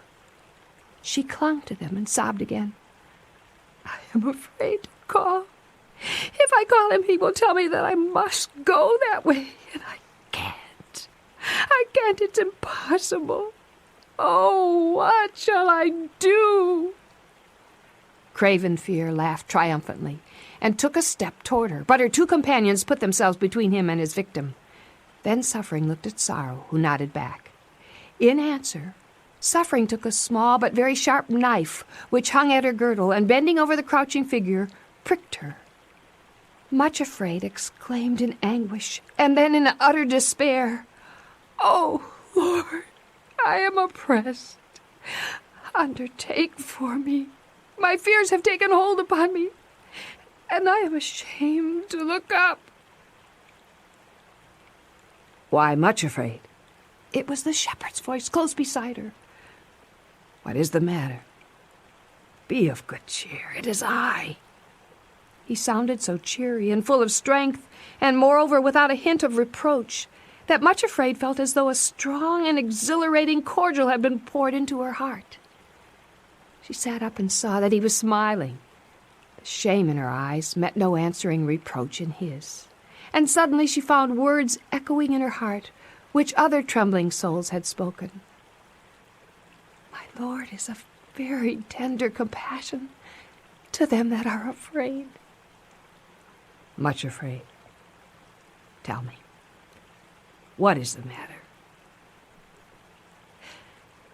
"It is the way you have chosen for me to go. The Harts and Hinds can go there, but they are not limping, crippled, or cowardly like me." "But Much Afraid, what did I promise you in the Valley of Humiliation?" Much Afraid looked startled, and the blood rushed into her cheeks. "You said, oh, shepherd, you said you would make my feet like hinds' feet, and set me upon mine high places." "Well, the only way to develop hinds' feet is to go by the paths which the hinds use, like this one." Much Afraid looked at him shamefacedly. I don't think I want hinds' feet, if it means I have to go on a path like that."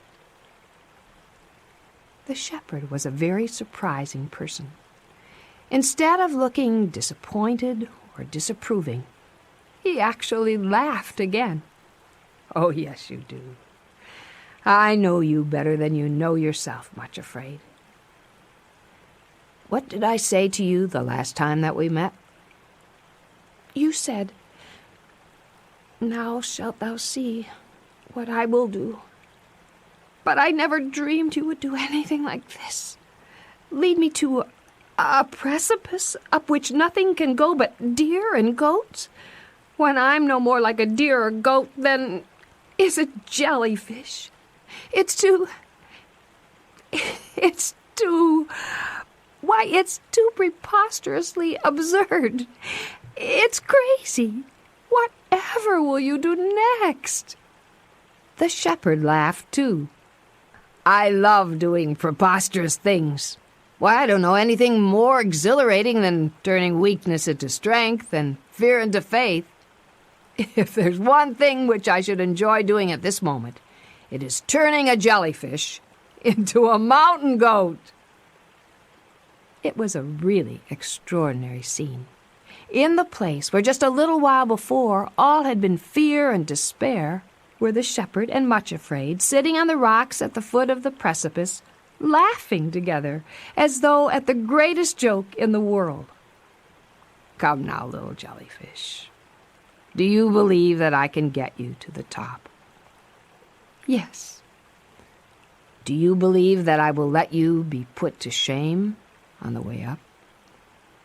Much Afraid looked at him, and then said something that she had never been willing to say before. "I don't think I mind so very much if you do. Only have your will and way in me, shepherd. Nothing else matters." Then she knelt down at the foot of the precipice and built an altar and laid on it her will, her dread, and her shrinking. And when the fire had fallen, she found among the ashes a larger and rougher-looking stone than any of the others, sharp-edged and dark in color. This she put in her purse, and then rose to her feet and waited for the shepherd to show her what to do. In her heart she was hoping that he would accompany her up the dreadful ascent, but this he did not do. Instead, he said, "Now, Much Afraid, you've really come at last to the foot of the high places, and a new stage of the journey is to begin. This precipice is at the foot of Mount Injury. There are even more terrible precipices on the sides of Mount Reviling and Mount Hate and Mount Persecution. But nowhere is it possible to find a way up to the high places without surmounting at least one of them.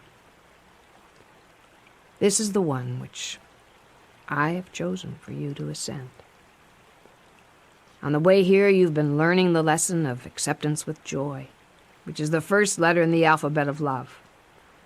Now you must learn the B of the alphabet of love.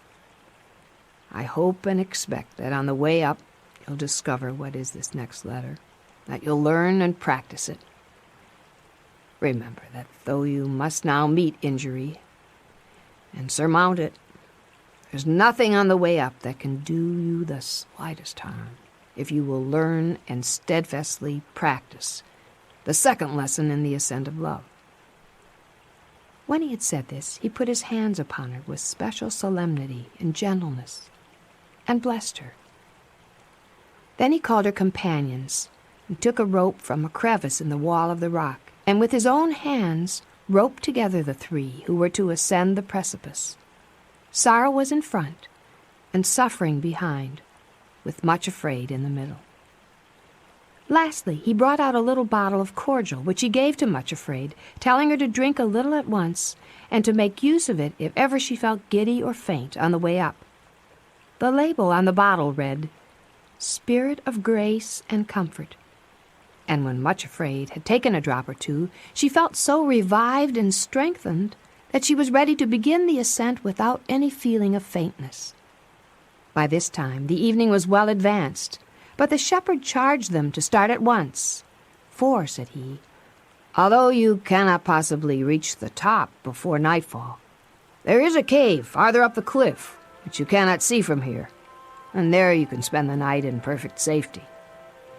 With that he smiled encouragingly upon them, and immediately Sorrow put her foot upon the first step of the narrow little track. Much Afraid followed, and then Suffering, and in a moment they were beginning the ascent.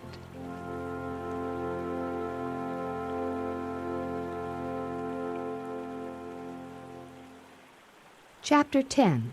Ascent of the Precipice Injury. Once on the track, Much Afraid discovered that it was not nearly so appalling as it had seemed.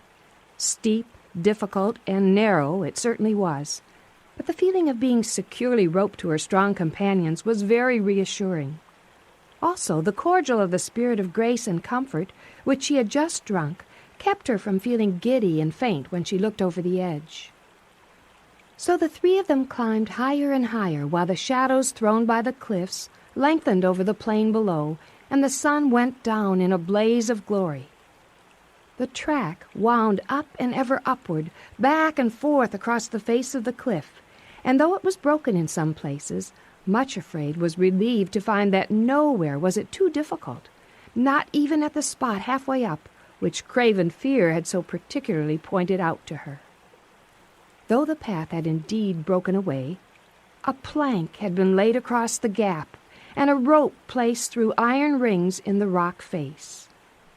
When the plank was crossed safely, they discovered themselves to be in a narrow gorge, quite invisible from below.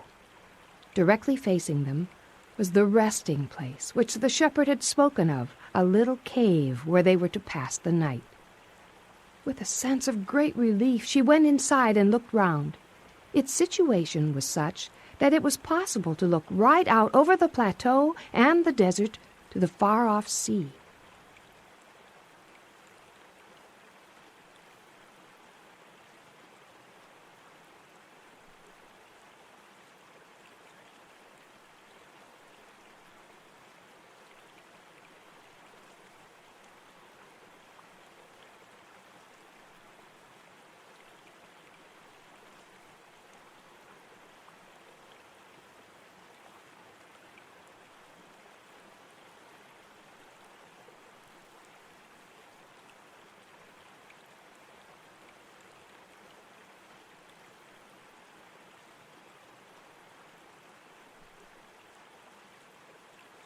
The moon had just risen and was shedding a pure silver light over everything. In the cave itself, flat rocks formed rude seats and a table, and on the ground were piled sheepskins on which they could rest. Not far from the cave entrance, a tiny waterfall trickled down the cliff.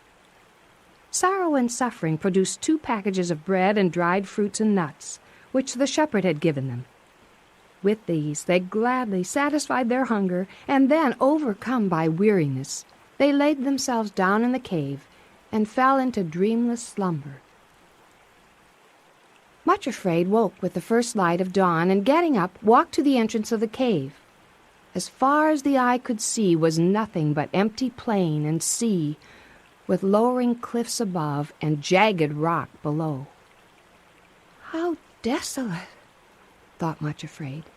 "It seems as though nothing can grow anywhere in all this barren waste."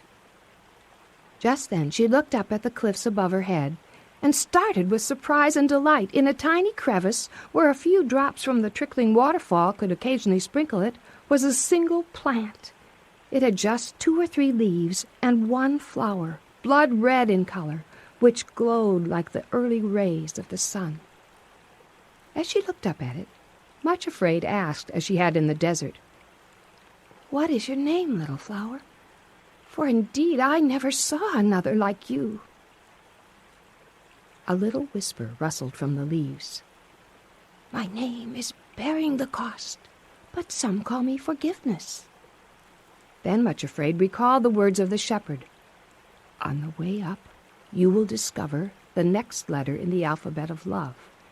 Begin to practice it at once.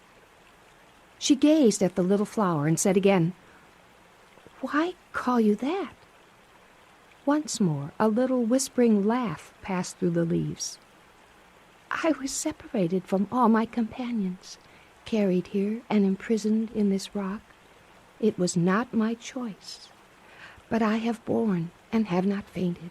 I have not ceased to love, and love helped me push the crack in the rock until I could look right out unto my love, the sun himself. See now, he shines upon me and makes me to rejoice, and has atoned to me for all that was taken from me and done against me." Much Afraid looked at the glowing flame, and a longing which was almost envy leaped into her heart. She knew what she must do. Kneeling on the narrow path beneath the imprisoned flower, she said, "O my Lord, behold me. I am thy little handmaiden, bearing the cost." At that moment, a fragment of the rock which imprisoned the roots of the flower loosened and fell at her feet. She picked it up and put it with the other 7 stones in her purse, then returned to the cave. Sorrow and Suffering were waiting for her, and after they had roped themselves together again, they continued up the precipice. After a little, they came to a place which was very steep and slippery. Suddenly, Much Afraid had her first fall and cut herself quite badly. It was a good thing she was so securely roped. She was so overcome with panic that all she could do was to crouch against the wall of rock and cry out to her companions that she was fainting. Immediately, Suffering came up to her, put her arms around her, and said urgently, "Drink some of the cordial which the shepherd gave you." Much Afraid was so faint and frightened that she could only gasp, "I don't know where the bottle is. I can't move even to fumble for it." Then Suffering put her hand into the bosom of the fainting girl, drew out the bottle, and poured a few drops between her lips. After a few moments, the color returned to Much Afraid's cheeks, and she began to feel strengthened. In the fall, however, Much Afraid had cut both knees so severely that she could only limp painfully. Her companions were very patient, but progress was so slow that finally it became necessary to make greater speed, or they would not reach the top before nightfall. At last, Suffering stooped over her and asked, "Much Afraid, what were you doing when you left the cave this morning and went off by yourself?" Much Afraid gave her a startled look. "I was looking at a flower which I had not seen before, growing in the rock by the waterfall." "What flower was that?" "It was the flower of bearing the cost, but some call it forgiveness." For a few moments she was silent, realizing that she was not practicing this new and difficult letter of the alphabet of love. I wonder if it would help my knees if we put a few drops of the cordial on them." "Let us try." They dropped a little of the cordial on both knees, and the worst of the pain died away. Her legs remained stiff, but they did go forward at a much better pace. By late afternoon, they were at the top of the awful ascent and found themselves in a forest of young pine trees with moss and blueberries growing on the banks beside the path. They sat down on one of the mossy banks in the wood to rest. And there, coming toward them through a clearing in the trees, was the shepherd himself.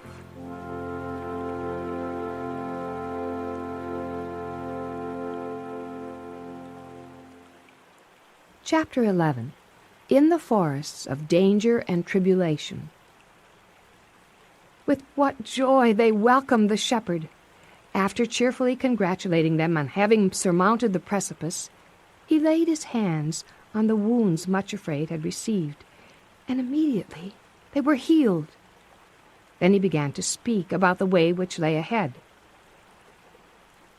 "You have now to go through the forests which clothe the sides of these mountains, almost up to the snow line.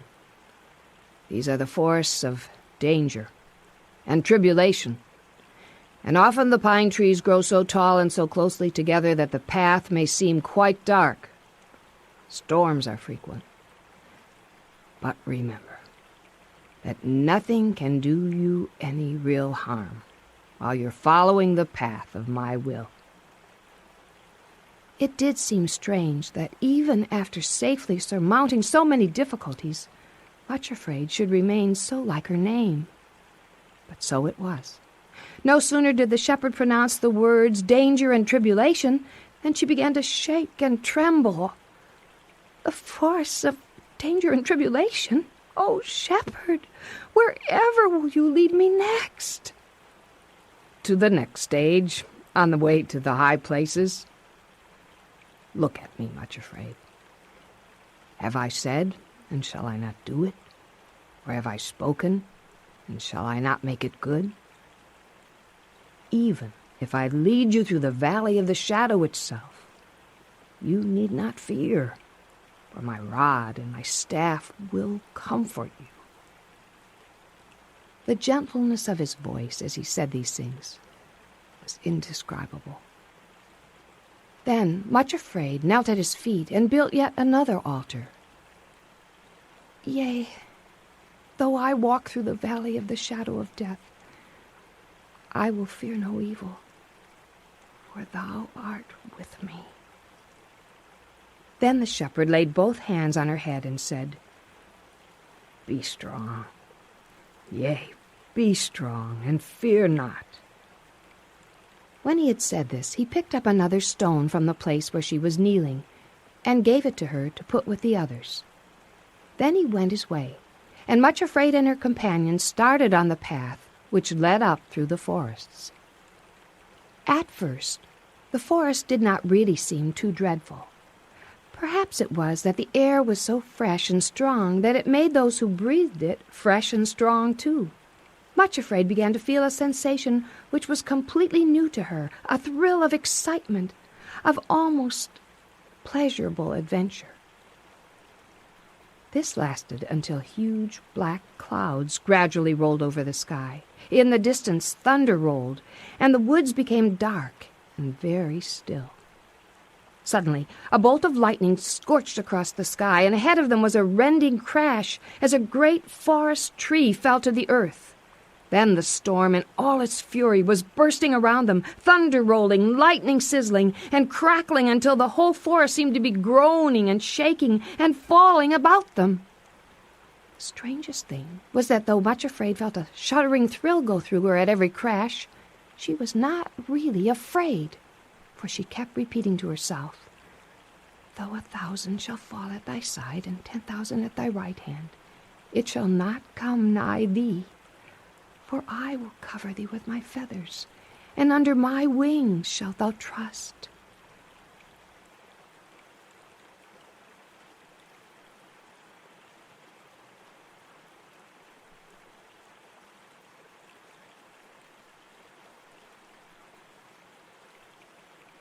At last, the storm rumbled off into the distance. The three women stopped to wring the water out of their clothes and hair. As they did this, Craven Fear appeared and yelled at the top of his voice, "I say, Much Afraid! The storm has only gone round the mountains. Already it's beginning to approach again and will be worse than before. Make a bolt back down the path as quickly as you can, or you will be killed." "Look here," exclaimed Much Afraid most unexpectedly, water still dripping from her hair and her sodden skirts clinging like wet rags around her legs. "I can't stand that fellow shouting at me any longer. Please help me, both of you." She stooped down, picked up a stone, and flung it straight at Craven Fear. Her two companions actually laughed for the very first time and started hurling a barrage of stones among the trees where Craven Fear and the others were lurking. In a moment, none of them were visible. Then, just ahead of them through the trees, Much Afraid and her two companions saw a log hut. Hurrying toward the cabin, they found that it stood in a clearing well away from the trees. They slipped inside. Suffering immediately closed the door and bolted it behind them, and none too soon. Next minute, their enemies were banging on the door and shouting, "Hi! I say, let us in!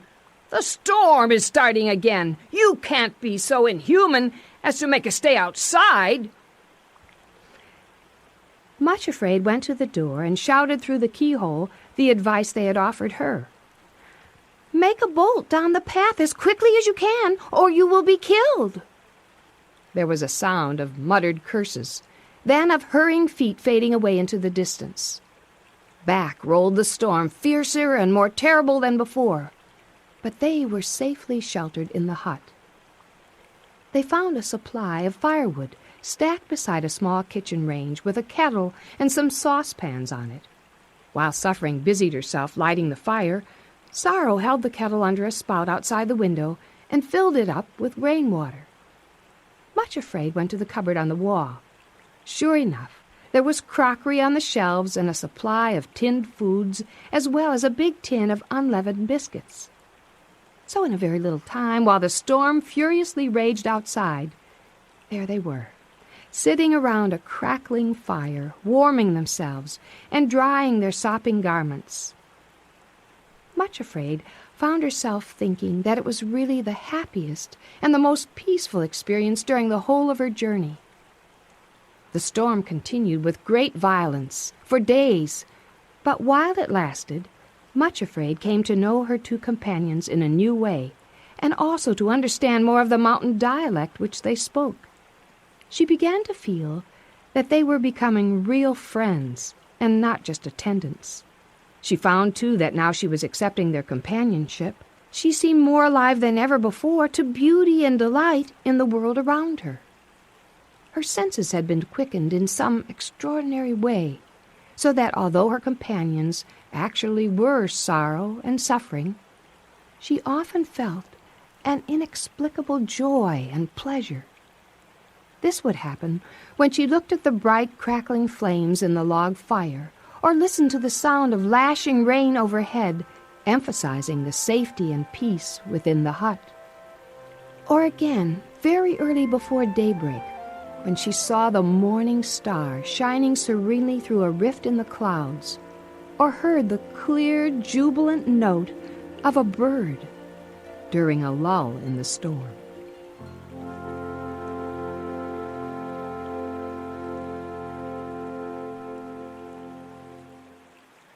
Chapter 12. In the Mist. At last the storm died down, and it was time to resume the journey. However, the weather had broken completely, and thick mist remained, shrouding everything. When they started, the mist was so thick that they could see only the trees on either side of the narrow path, and even they looked ghostly and unreal. The ground was muddy and slippery, although the path did not climb nearly so steeply as before. After some hours, Much Afraid found to her amazement that she was missing the rolling thunder of the storm and even the sickening crash of the trees as the lightning splintered them. Cowardly though she was, she realized with astonishment that even the dizzy Precipice had been more to her liking than this dreary plodding on and on through the bewildering mist. At last she burst out impatiently, "Will this dull, dreary mist never lift?" And would you believe it? A voice she knew all too well immediately answered from beyond the trees. "No, it won't," replied Resentment. "Moreover, this is going to continue. Higher up the mountains, the mist hangs thicker still. That's all you can expect for the rest of the journey." Much Afraid pretended not to hear, but the voice went on. "Have you noticed, Much Afraid, that the path isn't going up the mountain at all, but is almost level? You are just going round and round the mountain in circles." Much Afraid could not help realizing that it was true. In the bewildering mist, she had lost all sense of direction. On asking her companions what they thought, they answered rather shortly that they were on the path which the shepherd had pointed out. "But don't you think that we may have missed the way in this mist?" Their only answer was that they knew better than to listen to any suggestion made by resentment. At that, the voice of bitterness broke in. "You might at least be willing to go back a little way and look, instead of insisting on going on and on along what may prove to be a wrong path, leading you round in circles." Sorrow and Suffering took no notice. "You poor little thing," came the whisper of self-pity through the mist. "It is too bad that you've been put in the charge of such obstinate creatures. Just think of the time you're wasting. Trudge, nothing to show for it. And you ought to be getting up onto the high places." So they went on, whispering and talking at her through the clinging mist, which shrouded everything and made it all seem so ghostly and dreary. Much Afraid found herself limping and stumbling far more often than at any other stage of the journey.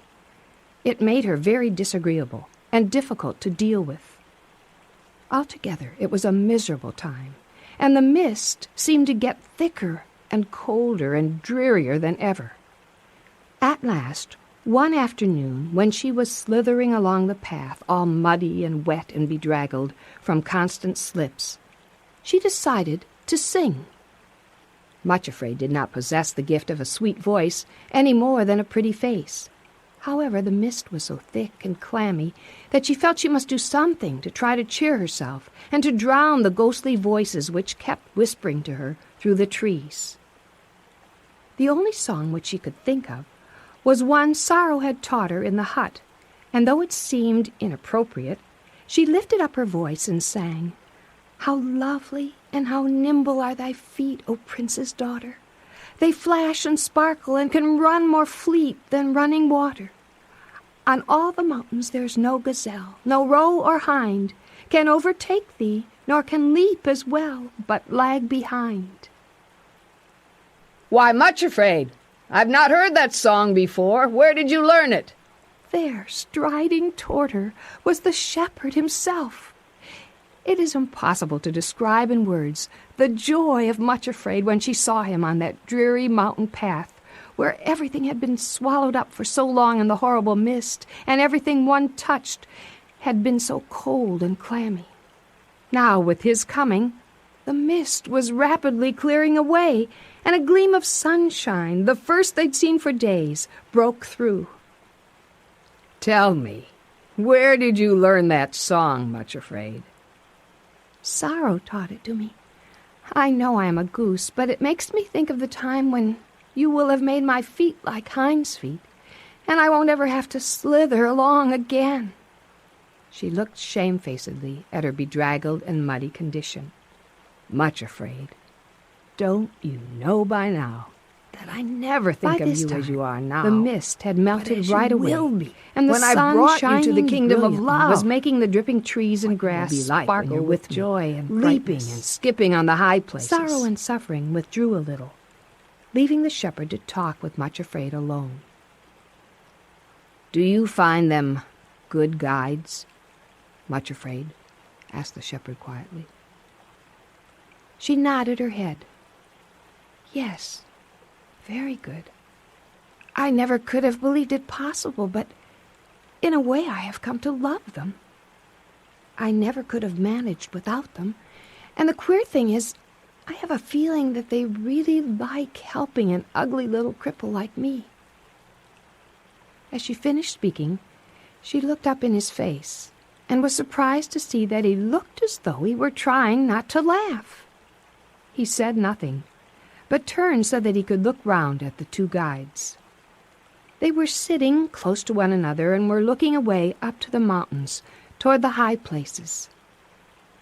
There was something almost indescribably majestic about them, a sort of radiant eagerness expressed in their attitude. The shepherd watched them for a few moments. Then he turned back to Much Afraid. His eyes were laughing at her, but he said quite gravely, "Yes, I really believe you are right. They do look as though they enjoy their task, and perhaps even feel a little affection for the one they serve." The laughter died out on his face, and very seriously he asked, Do you love me enough to trust me completely, Much Afraid?" She looked at him in the startled fashion so natural to her whenever she sensed that he was preparing her for a new test, then faltered. "You know that I do love you, Shepherd, as much as my cold little heart is capable. You know that I love you and that I long to trust you as much as I love you, and that I long both to love and trust you still more. Would you be willing to trust me, even if everything in the wide world seemed to say that I was deceiving you? Indeed, that I had deceived you all along?" She looked at him in perplexed amazement. "Why, yes. I'm sure I would. Because one thing I know to be true, it is impossible that you should tell a lie. I know that I am often very frightened at the things which you ask me to do, but I could never doubt you in that way. It's myself I'm afraid of, never of you. And though everyone in the world should tell me that you had deceived me, I should know it was impossible." He said nothing for a little, only looked down very tenderly at the figure now crouching at his feet. Then, after a time, he said very quietly, "Much Afraid, supposing I really did deceive you, what then?" It was then her turn to be quite silent, trying to grasp this impossible thing he was suggesting and to think what her answer would be. Would it be that she could never trust, never love him again? Would she have to be alive in the world where there was no shepherd? Suddenly she burst into a passion of weeping, and after a little while looked straight up into his face and said, "My Lord, if you can deceive me, you may. It can make no difference. I must love you as long as I continue to exist. I cannot live without loving you." He laid his hands on her head. Then, with a touch more tender and gentle than anything she had ever felt before, repeated as though to himself, "If I can, I may deceive her." Then, without another word, he turned and went away. Much Afraid picked up a little icy-cold pebble which was lying on the ground where he had stood, put it in her bag, then tremblingly rejoined Sorrow and Suffering, and they continued their journey.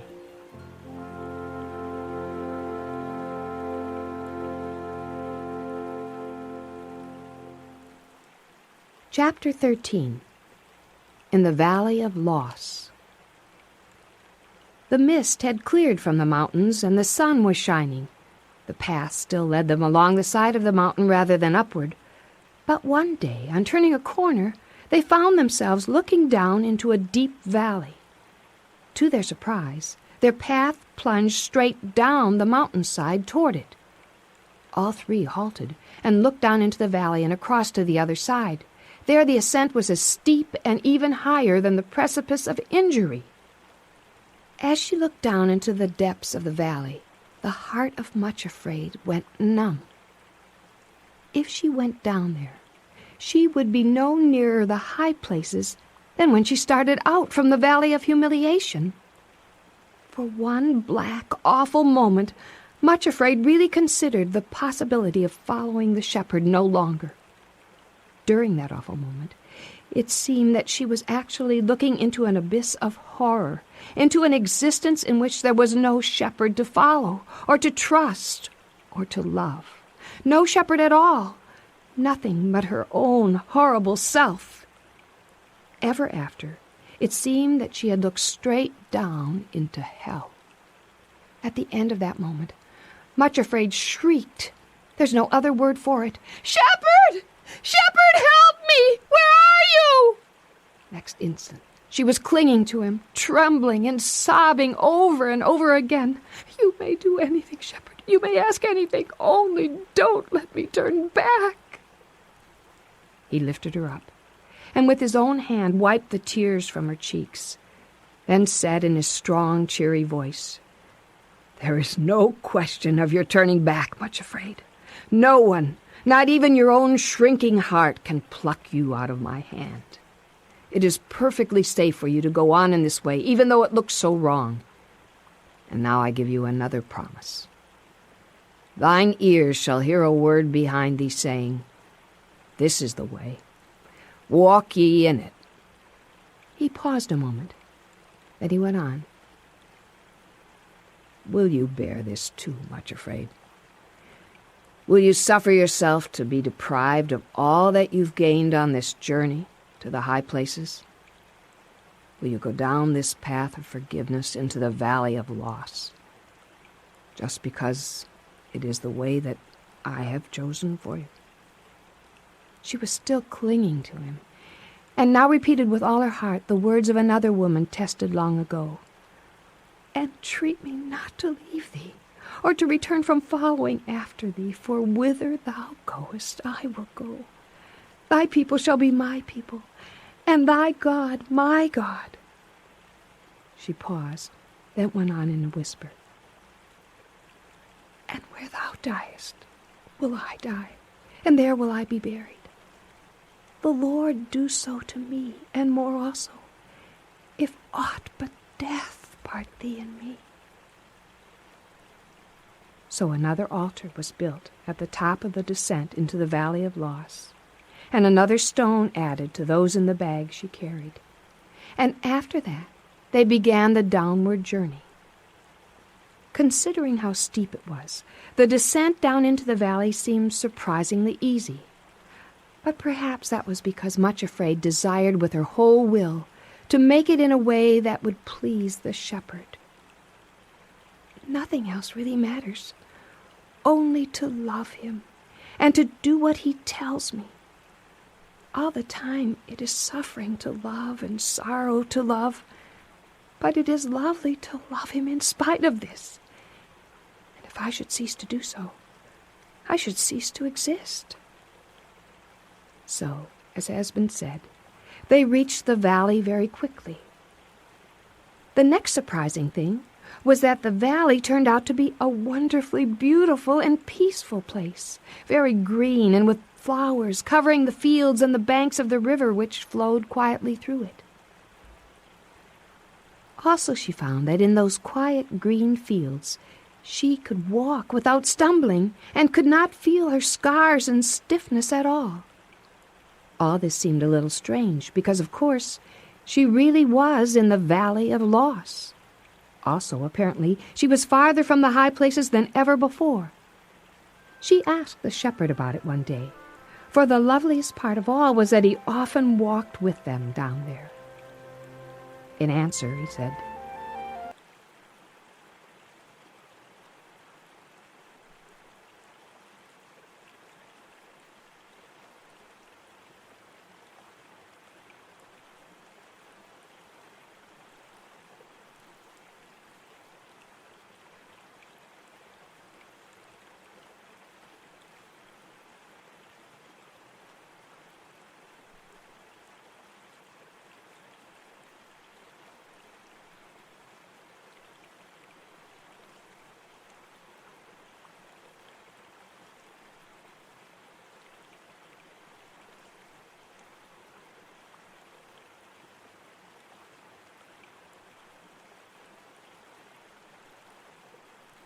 "I am glad that you're learning to appreciate the valley, too.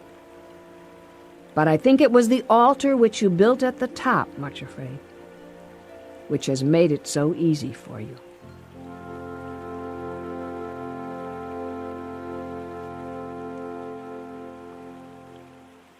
Chapter 14. The Place of Anointing. Not long after this conversation, the path led them to the foot of the mountains, to a place where they rose up like a wall, far higher and steeper than the precipice of injury. However, when Much Afraid and her two companions reached this place, they found the shepherd waiting for them beside a little hut. And lo, just where the cliffs were steepest and highest, was an overhead cable suspended between that spot and the summit far above. On this cable hung chairs, in which two could sit side by side and be swung right up to the top. At first, the very sight of these frail-looking aerial chairs made Much Afraid feel giddy and panicky. However, that passed almost at once, for the shepherd smiled and said, "Come, Much Afraid, we will seat ourselves in the first two chairs, and sorrow and suffering will follow in the next." Much Afraid stepped into one of the seats, and the shepherd sat beside her. In a minute they were moving smoothly and steadily toward the high places. The valley below looked like a little green carpet, and the gleaming white peaks of the kingdom of love towered around and above them. When at last they stepped out of the aerial chairs, they were in a place more beautiful than anything Much Afraid had seen before. All around were grassy meadows smothered in flowers. Little streams gurgled and splashed between banks of kingcups, while buttercups and violets carpeted the ground. All over the fields, growing bright as gems, were gentians, more blue than the sky at midday. Above were peaks of pure white snow, which towered up into a cloudless sky like a roof of sapphire and turquoise. Cowbells and goat bells sounded in every direction, and a multitude of bird notes filled the air. But above the rest was one voice louder and more dominant than them all. It was the voice of a mighty waterfall, leaping down another great cliff, which towered above them, and whose rushing waters sprang from the snows in the high places. The shepherd led them across meadows where the warm, scented grass grew nearly waist-high toward the mighty waterfall. At the foot of the cliffs, the shepherd bade them look up. There stood Much Afraid, a tiny figure at the foot of the mighty cliffs, looking up at the great, never-ending rush of waters as they cast themselves down from the high places. Never before had she seen anything so terrifyingly lovely.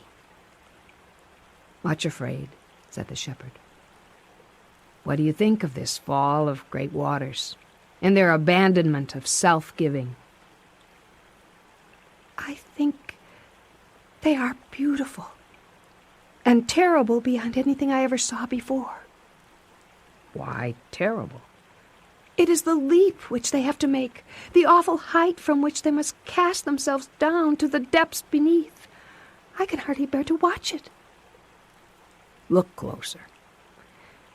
Let your eye follow just one part of the water, from the moment when it leaps over the edge until it reaches the bottom." Much Afraid did so, and then almost gasped with wonder. Once over the edge, the waters were like winged things, alive with joy, so utterly abandoned to the ecstasy of giving themselves that she could almost have supposed that she was looking at a host of angels floating down on rainbow wings. She gazed and gazed, then said, "It looks as though they think it is the loveliest movement in all the world, as though to cast oneself down is to abandon oneself to ecstasy and joy indescribable." "Yes," answered the shepherd, in a voice vibrant with joy and thanksgiving. "I'm glad that you've noticed that, Much Afraid. These are the falls of love, flowing from the high places in the kingdom. At first sight, perhaps the leap does look terrible, but as you can see, the water itself finds no terror in it, only joy unspeakable and full of glory, because it is the movement natural to it. Self-giving is its life. It has only one desire, to go down and give itself with no reserve or holding back of any kind." When he had said this, he told them that for the next few days they were to rest themselves in preparation for the last part of their journey. On the last day they stayed there, the shepherd did a very wonderful thing. He took Much Afraid apart by herself and carried her right up to the summit of one of the high places, in the kingdom of love itself. He took her to a high peak, dazzling white, uplifted like a great throne with numberless other peaks round about. Up there on the mountain top, He was transfigured before her, and she knew him then to be what she had dimly sensed all along, the King of Love himself, King of the whole realm of love. He was clothed in a white garment, glistening in its purity, but over it he wore a robe of purple and blue and scarlet, studded with gold and precious gems. On his head he wore the crown royal. But as Much Afraid bowed herself and knelt at his feet to worship, the face that looked down upon her was that of the shepherd whom she had loved and followed. His eyes were still full of gentleness and tenderness, but also of strength and power and authority. Putting out his hand, he lifted her up and led her to a place where on the topmost pinnacle of all they could look right out on the whole realm around them. Standing there beside him, Much Afraid looked out over the kingdom of love. Far, far below were the valleys and the plains and the great sea and the desert. She even thought she could recognize the valley of humiliation itself, where she had lived so long. But that was like remembering another existence altogether. All around her were the snowy peaks of the high places. On the utmost pinnacle to which he led her was an altar of pure gold, flashing in the sun with such splendor that she had to turn her eyes away, though she did perceive that a fire burned on it, and a cloud of smoke perfumed with incense rose from it. Then the king told her to kneel, and with a pair of golden tongs brought a piece of burning coal from off the altar. Touching her with it, he said, "Lo, this hath touched thy lips, and thine iniquity is taken away, and thy sin purged." It seemed to her that a burning flame of fire, too beautiful and too terrible to bear, went through her whole being, and Much Afraid lost consciousness.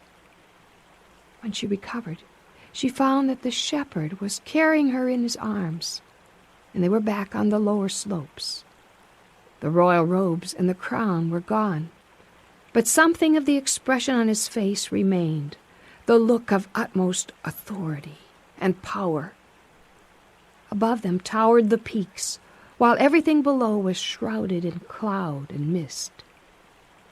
When he found that she was sufficiently recovered, the shepherd took her by the hand, and they walked together down into the white mist and through a little wood where the trees were scarcely visible, and there was no sound but drops of water splashing onto the ground.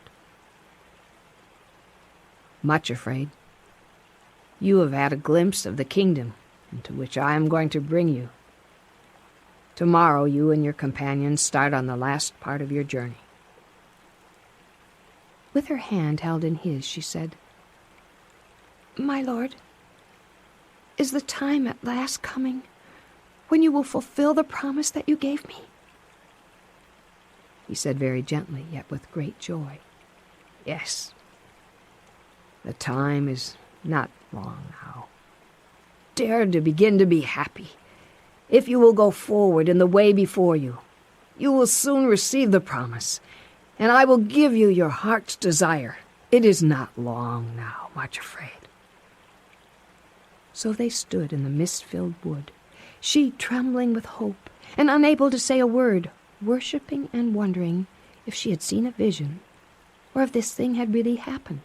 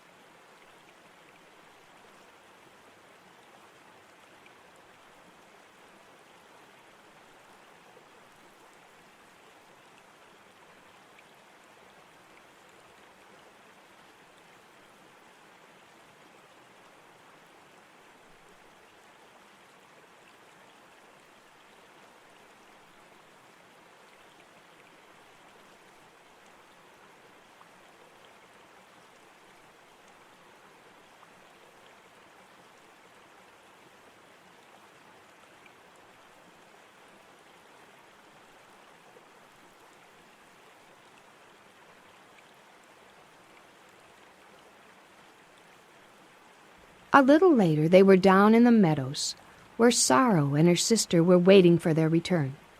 It was time to go forward on the journey, but after the shepherd had blessed them and was turning to go away, Suffering and Sorrow asked softly, "Lord, what place is this where we have been resting and refreshing ourselves during these past days?" He answered very quietly, "This is the place to which I bring my beloved, that they may be anointed in readiness for their burial." Much Afraid did not hear these words, for she was walking a little ahead, repeating over and over again, "He said, dare to begin to be happy, for the time is not long now, and I will give you your heart's desire." Chapter 15. The Floods. The path they followed did not go straight up to the heights, but sloped gently up the mountainside.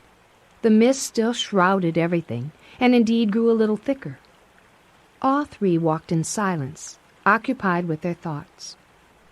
Toward evening they came to another log cabin standing at the side of the path. Inside, a fire was burning brightly on the hearth, and a kettle of water was singing on the hob. The table, too, was laid for three, and a supply of bread and fruit upon it. They washed themselves and then sat down at the table, gave thanks, and ate of the prepared meal.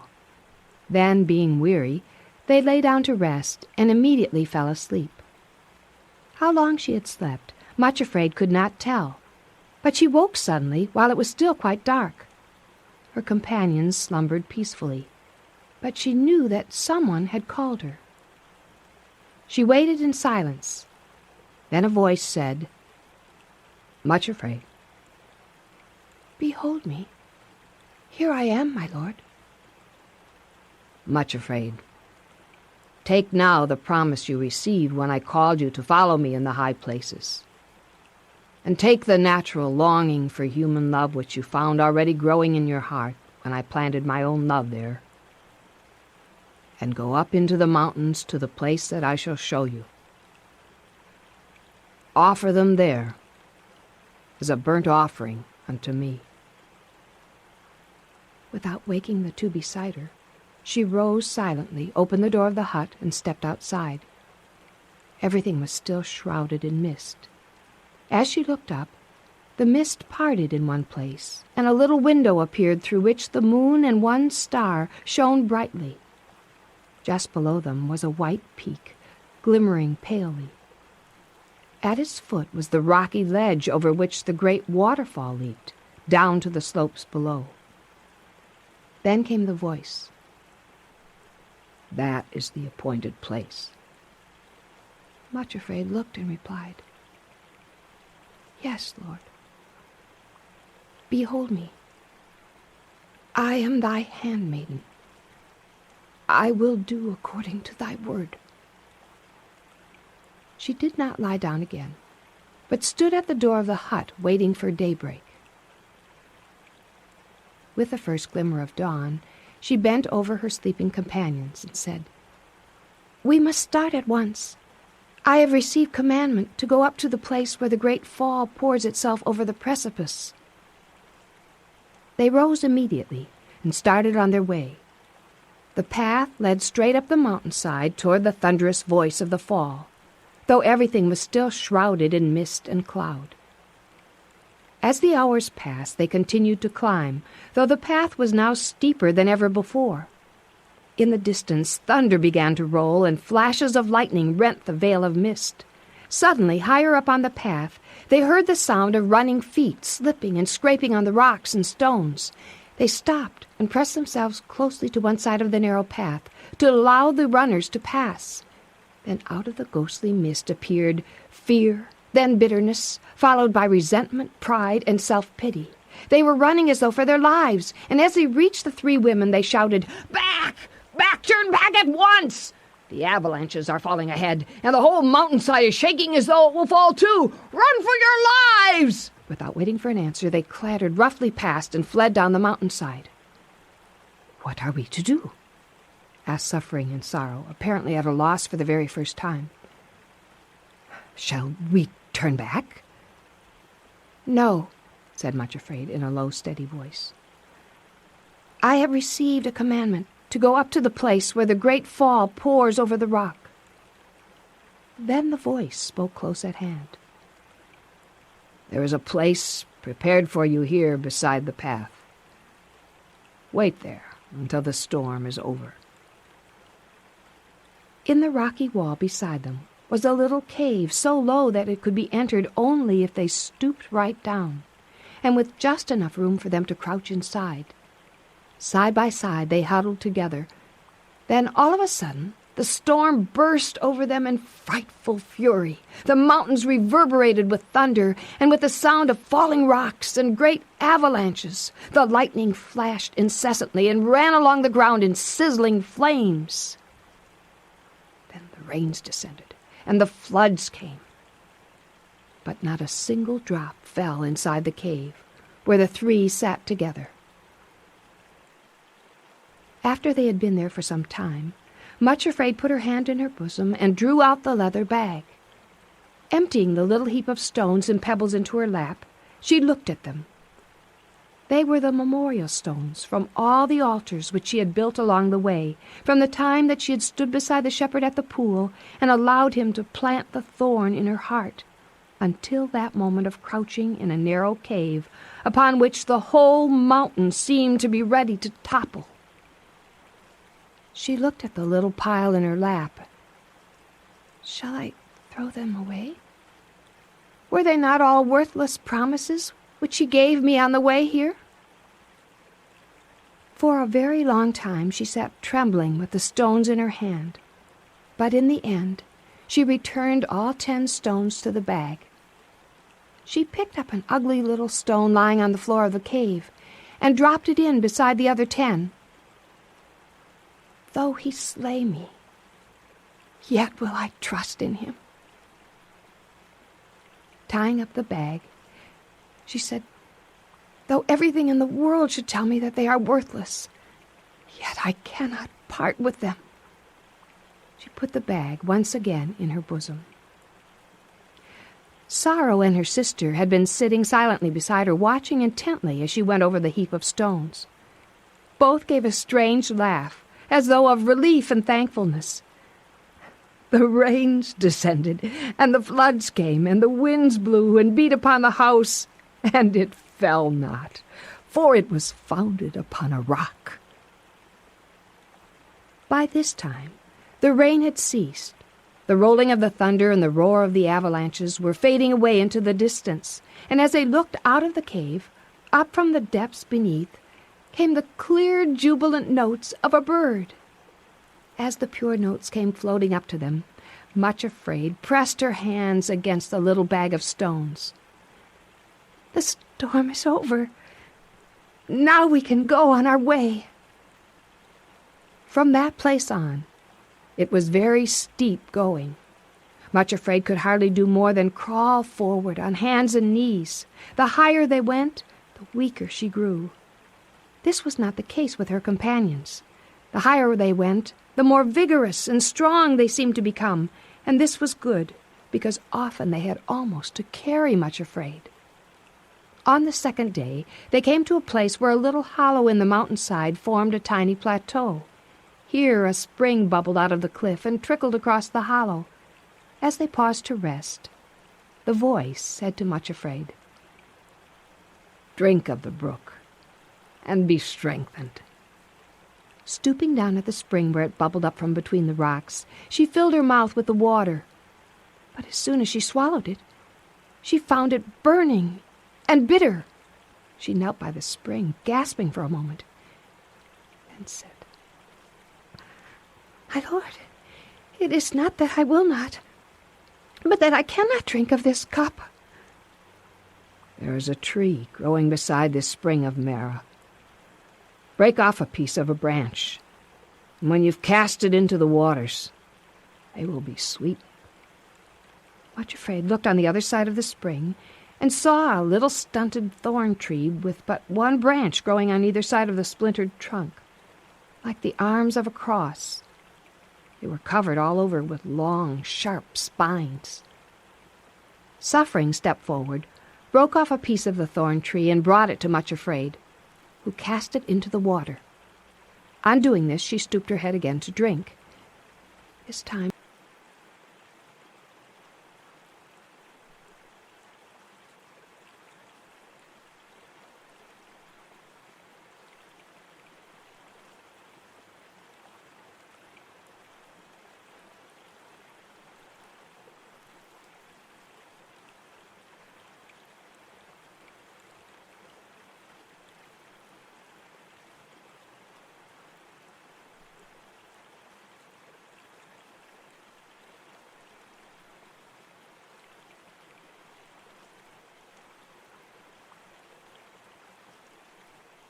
she found that the bitterness was gone, and though the water was not sweet, she could drink it easily. Almost at once, she was wonderfully refreshed and strengthened, and she picked up her 12th and last stone there beside the water of Mara, and put it into her bag. After they had rested a little, they resumed the journey. By that time, she had only one desire in her heart, to reach the place appointed and fulfill the command which had been given her. On the third day, they lifted up their eyes and saw the place afar off, the great rock cliff and the waterfall. And continuing up the rocky path, they came to the place which had been appointed.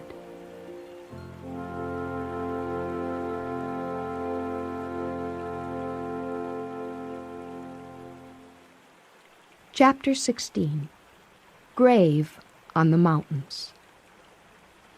The path led forward to the edge of a yawning chasm, then stopped dead. This grave-like gorge yawned before them in each direction, completely cutting off all further progress. It was so filled with cloud and mist that they could not see how deep it was, nor could they see across to the other side, but spread before them like a great gaping grave waiting to swallow them up. Looking at her companions, Much Afraid asked, "What must we do now?" "We must leap down into the canyon." "Of course. I did not realize at first, but that is the thing to do." She held out her hands to her two companions and cast herself down into the yawning grave. The place into which they had thrown themselves was deep, but the jump did not seem to harm them at all. Then, because the canyon was so filled with mist and cloud that nothing was visible, they began to feel their way forward and saw, looming up before them, a flat, oblong rock. On reaching it, they found it to be some kind of stone altar, with the indistinct figure of someone standing behind it. "This is the place. This is where I am to make my offering." Much Afraid went up to the altar and knelt down. "My Lord, would you come to me now and help me to make my burnt offering as you have commanded me?" But there seemed to be no answer. No answer at all. And the shepherd did not come. She knelt there in the cold, clammy mist beside the desolate altar in this valley of shadow, and into her mind came the words which bitterness had flung at her long before when she walked the shores of loneliness. "Sooner or later, when he gets you up on the wild places of the mountains, he will put you on some sort of a cross and abandon you to it." It seemed that in a way, bitterness had been right. Only she had been too foolish at the time to understand that in all the world only one thing really mattered: to do the will of the one she followed and loved, no matter what it cost. As she knelt there by the altar, she felt nothing but a great stillness in which only one desire remained: to do that which he had told her simply because he had asked it of her.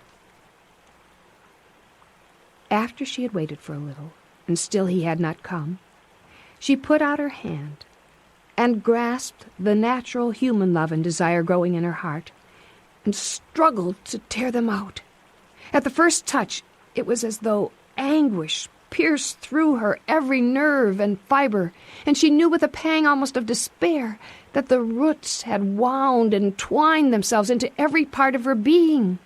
Though she put forth all her strength in the most desperate effort to wrench them out, not a single rootlet stirred. She felt something akin to panic. She was not able to do this thing which he had asked of her. Turning to those who had been her guides, she asked for their help. For the first time, suffering and sorrow shook their heads. "We have done all that we can for you, but this we cannot do."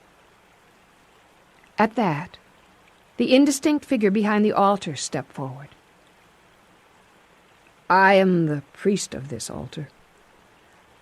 I will take it out of your heart, if you wish." Much Afraid turned toward him. "Oh, thank you. I beg you to do so." He came and stood beside her, his form indistinct and blurred by the mist. "I am a very great coward. I am afraid that the pain may cause me to try to resist you.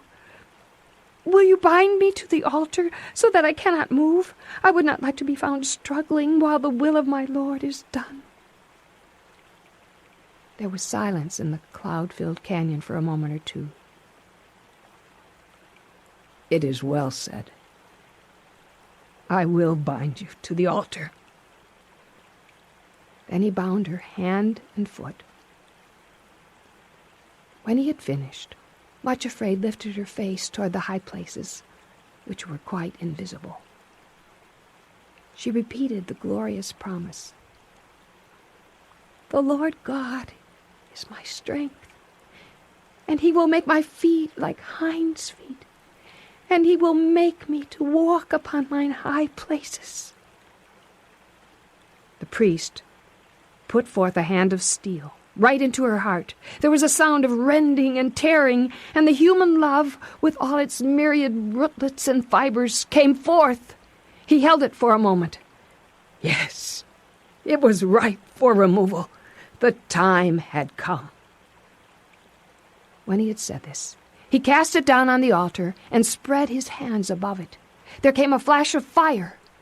After that, nothing but ashes remained, either of the love itself, which had been so deeply planted in her heart, or of the suffering and sorrow which had been her companions on that long, strange journey. A sense of utter, overwhelming rest and peace engulfed Much Afraid. At last, the offering had been made, and there was nothing left to be done. When the priest had unbound her, she leaned forward over the ashes on the altar and said with complete thanksgiving, "It is finished." And utterly exhausted, she fell asleep.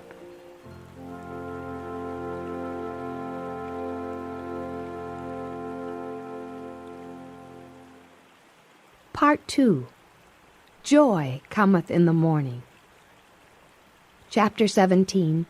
Healing Streams. When at last Much Afraid awoke, the sun was high in the sky, and she looked out through the mouth of the cave in which she found herself lying. Everything was shimmering in a blaze of radiant sunshine. The cave into which the sunbeams were pouring was warm and quiet, and drenched with a sweet perfume. This perfume was emanating from the wrappings which covered her. She gently pushed back the folds and sat up. Then the memory of all that had happened returned to her. She glanced down at her breast and saw that it was covered with a cloth soaked in the spices whose perfume filled the cave with sweetness. She pushed the cloth aside and was astonished to find no trace of a wound, not even a scar. Rising quietly, she went outside. The canyon, which had been shrouded in mist, now shimmered in the golden sunlight. Soft, verdant grass grew everywhere, starred with jewel-like flowers, and everything sparkled with dew.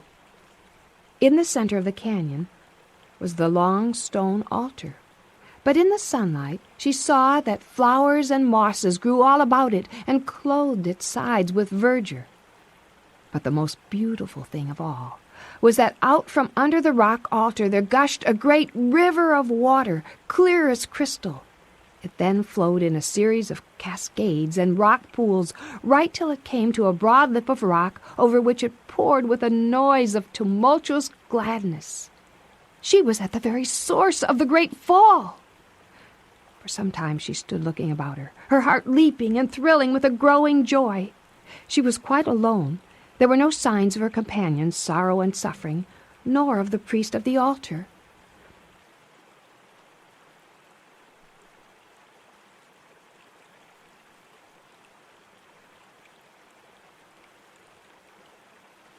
The river, gushing out from under the altar, drew her irresistibly. She stooped down and dabbled her fingers in the crystal water. It was icy cold, but it sent a shock of ecstasy tingling through her, and without further delay she put off her white linen robe and stepped into one of the rocky pools.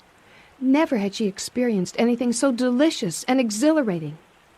When at last she stepped out of the pool, she was tingling from head to foot with a sense of perfect well-being. As she stood on the mossy bank, she happened to glance down and notice that her feet were no longer the crooked, ugly things they had always been, but were perfectly formed, shining white against the soft green grass. Then she remembered the healing streams of which the shepherd had spoken. Stepping straight back into the pool with a shock of sweetest pleasure, she splashed the clear waters about her face. Then she found a little pool among the rocks, still and clear as a mirror. Kneeling down, she looked into its unruffled surface and saw her face quite clearly. The ugly, twisted mouth had vanished, and the face reflected back by the water was as relaxed and perfect as the face of a little child. After that, she began to wander about the canyon, and she came to the lip of the rock cliff over which the river cast itself. She stood a long time watching the water as it leaped over the edge, with its noise of tumultuous joy. She saw how the sun glorified the crystal waters as they went swirling downward, and far below she saw the green Alps where the shepherd had led her, and where they had stood at the foot of this same fall. She felt completely encompassed by peace and contentment. When at last the shadows lengthened and the sun sank in the west, and the snow peaks glowed glorious in rose and flame color, she went back into the cave, laid herself down among the spice-perfumed coverings, and slept deeply and dreamlessly.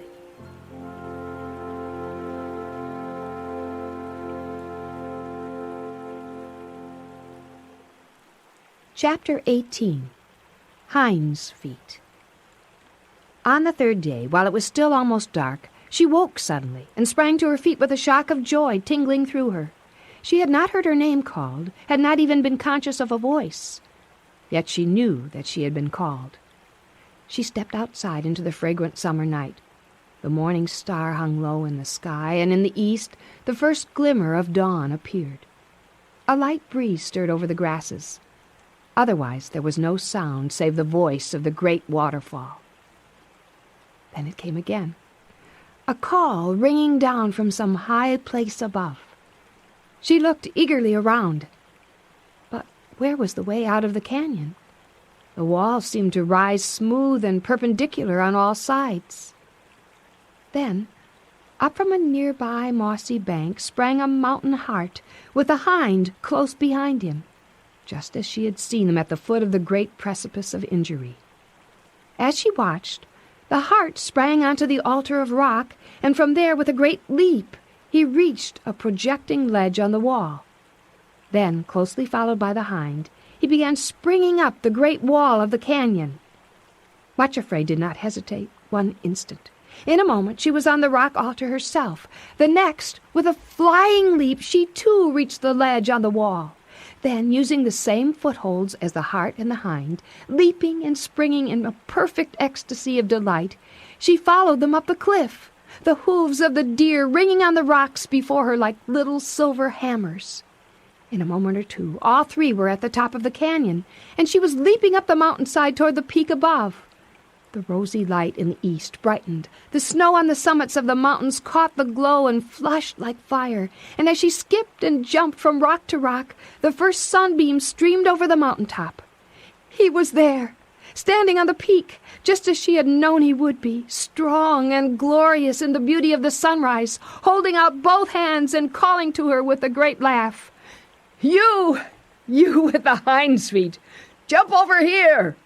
She gave one last flying spring and landed beside him on the topmost peak of the mountain. He was crowned and dressed in royal robes, just as she had seen him once before when he had carried her up to the high places. Then his face had been stern in its majesty and gravity. Now it was alight with the glory of joy. "At last," he said as she knelt speechless at his feet. "At last you're here, and the night of weeping is over, and joy comes to you in the morning." Then, lifting her up, he continued, "This is the time when you're to receive the fulfillment of the promises. Never am I to call you much afraid again."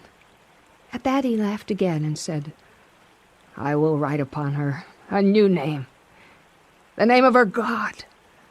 The Lord God is a sun and shield. The Lord will give grace and glory. No good thing will he withhold from them that walk uprightly.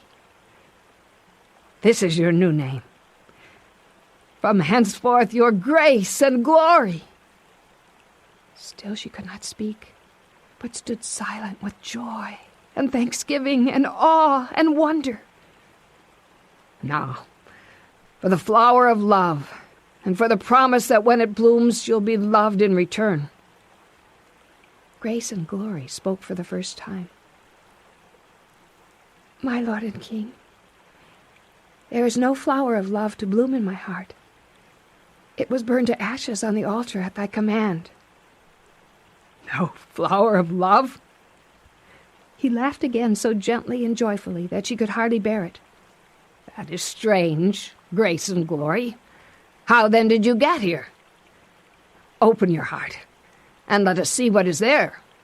At his word, she laid bare her heart, and out came the sweetest perfume she had ever breathed. There in her heart was a plant whose shape could not be seen because it was covered all over with pure white blooms, from which the fragrance poured forth. Grace and Glory gave a little gasp. "How did it get there, my lord and king?" "Why, I planted it there myself. Surely you remember, down there by the sheep pool in the Valley of Humiliation. It is the flower from the thorn-shaped seed." "Then, my lord, what was the plant which the priest tore out of my heart when I was bound to the altar?" "Do you remember, Grace and Glory, when you looked into your heart beside the pool, and found that my kind of love was not there at all, only the plant of longing to be loved?" She nodded wonderingly. "That was the natural, human love which I tore out from your heart when the time was ripe, so that the real love could grow and fill your whole heart." You tore it out? Oh, my lord and king, were you the priest?" He bowed his head, and she took his scarred hands in hers and kissed them while tears of joy fell on them.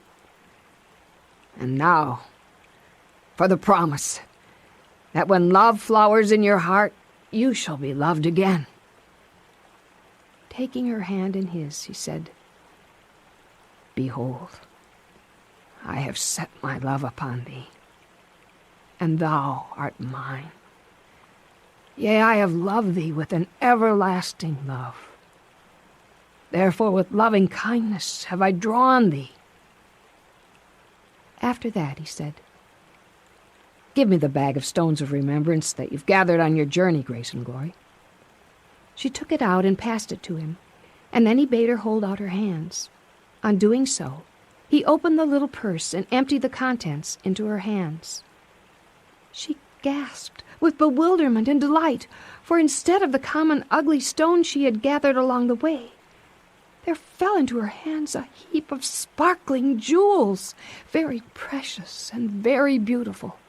As she stood there, half dazzled by the glory of the flashing gems, she saw in his hand a circlet of pure gold. O thou who wast afflicted, tossed with tempest, and not comforted, behold, I lay thy stones with fair colors. First he picked out of her hand a sapphire, shining like the pavement of heaven, and set it in the center of the golden circlet. Then, taking a fiery blood-red ruby, he set it on the other side of the sapphire, and an emerald on the other. After that he took the other stones, 12 in all, and arranged them on the circlet, then set it upon her head. Then he said, Now that you are to live with me here on the high places, to go where I go, and to share my work in the valley below, it's fitting, Grace and Glory, that you should have companions and handmaidens, and I will bring them to you now.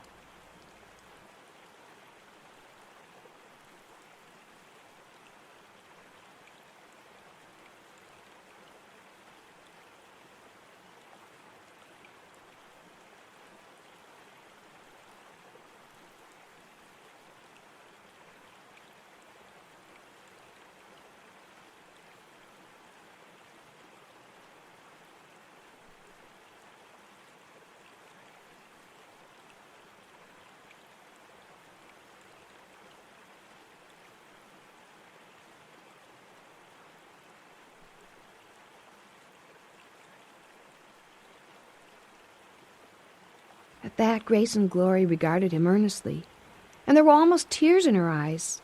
She remembered suffering and sorrow, the faithful companions whom he had given her before. They had endured the same journey, had supported and helped her, had been through the same trials. Now she was here, and they were not. She opened her mouth to beg her Lord to let her keep the companions he had chosen in the beginning. Before she could speak, however, he said with the same specially lovely smile, Here are the handmaidens, Grace and Glory, whom I have chosen to be with you, henceforth and forever. 2 radiant, shining figures stepped forward, the morning sunshine glittering on their snowy garments. They were taller and stronger than Grace and Glory, but it was the beauty of their faces and the love shining in their eyes which caught at her heart. They came toward her, their faces shining with gladness, but they said not a word. Who are you? Instead of answering, they smiled, then held out their hands as though to take hers in their own. At that familiar gesture, Grace and Glory knew them and cried out with joy, Why, you are suffering in sorrow. Oh, welcome, welcome. I was longing to find you again. They shook their heads. Oh, no. We are no more suffering and sorrow than you are much afraid. Don't you know that everything that comes to the high places is transformed? Since you brought us here with you, we are turned into joy and peace. Brought you here? Why, from the first to last, you dragged me here. Again they shook their heads. No, we could never have come here alone, Grace and Glory. Suffering and sorrow may not enter the kingdom of love. But each time you accepted us, we began to change. Had you turned back or rejected us, we never could have come here. We are to be your companions and friends forever. With that, they put their arms around her, and all 3 embraced and kissed one another with love and thankfulness and joy. So, with a new name, and united to the King and crowned with glory, Grace and Glory, accompanied by her companions and friends, came to the high places and was led into the kingdom of love.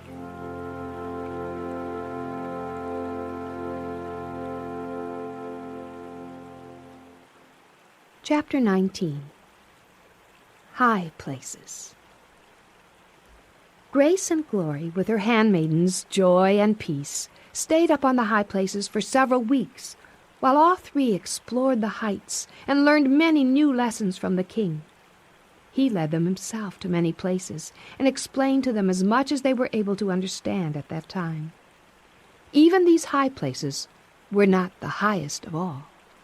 Others towered above them into the sky, where only those who have finished their pilgrim life on earth are able to go. Grace and Glory and her friends were on the lowest, the beginner's slopes in the kingdom of love, and these were the parts which they were to explore and enjoy at this time. From these slopes, too, they were able to look down on the valleys below, and from that new viewpoint gain an understanding of many things which had been puzzling and mysterious to them before. From beneath, they had not been seen clearly, and even then only a small part had been visible. Paradoxical as it may seem, as she gazed out on dazzling vistas, Grace and Glory often thought that the prayer which best expressed her heart's desire was that of the blind man. Lord, that I might receive my sight.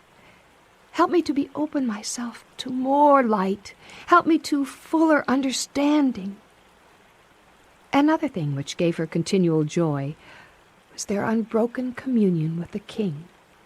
Wherever he went, she and Peace and Joy went too, springing behind him with a delight which at times was almost hilarious. Grace and Glory quickly saw, however, that he always chose the way most carefully, and restrained his own amazing strength and power, taking only such springs and bounds as they could manage too. For Grace and Glory, who had been lame and limping all her life, the ecstasy of leaping from rock to rock on the high places was so rapturous that she could hardly bear to cease from it, even for rests. The king seemed to find great delight in encouraging this, and led her on, taking longer and longer leaps, until at last she would be quite breathless. Then, as they sat side by side on some new crag to which he had led her, while she rested, he would point out some of the vistas to be seen from the new viewpoint. On one of these occasions, she flung herself down on the lichen and moss-covered crag to which he had led her, and laughing and breathless said, "Even Hinds' feet seem to need a rest now and then." Grace and Glory, do you think you understand now how I was able to make your feet like Hinds' feet, and to set you on these high places? She drew closer to him and looked earnestly in his face. How were you able to do this, my lord and king? Think back over the journey you made, and tell me what lessons you learned on the way. She was silent for a while as she reviewed the whole journey, which had seemed so terribly long, and in some places so cruelly difficult. She thought of the altars which she had built along the way, of the time when she had stood with him at the trysting place in the valley, when he had called her to follow him to the heights.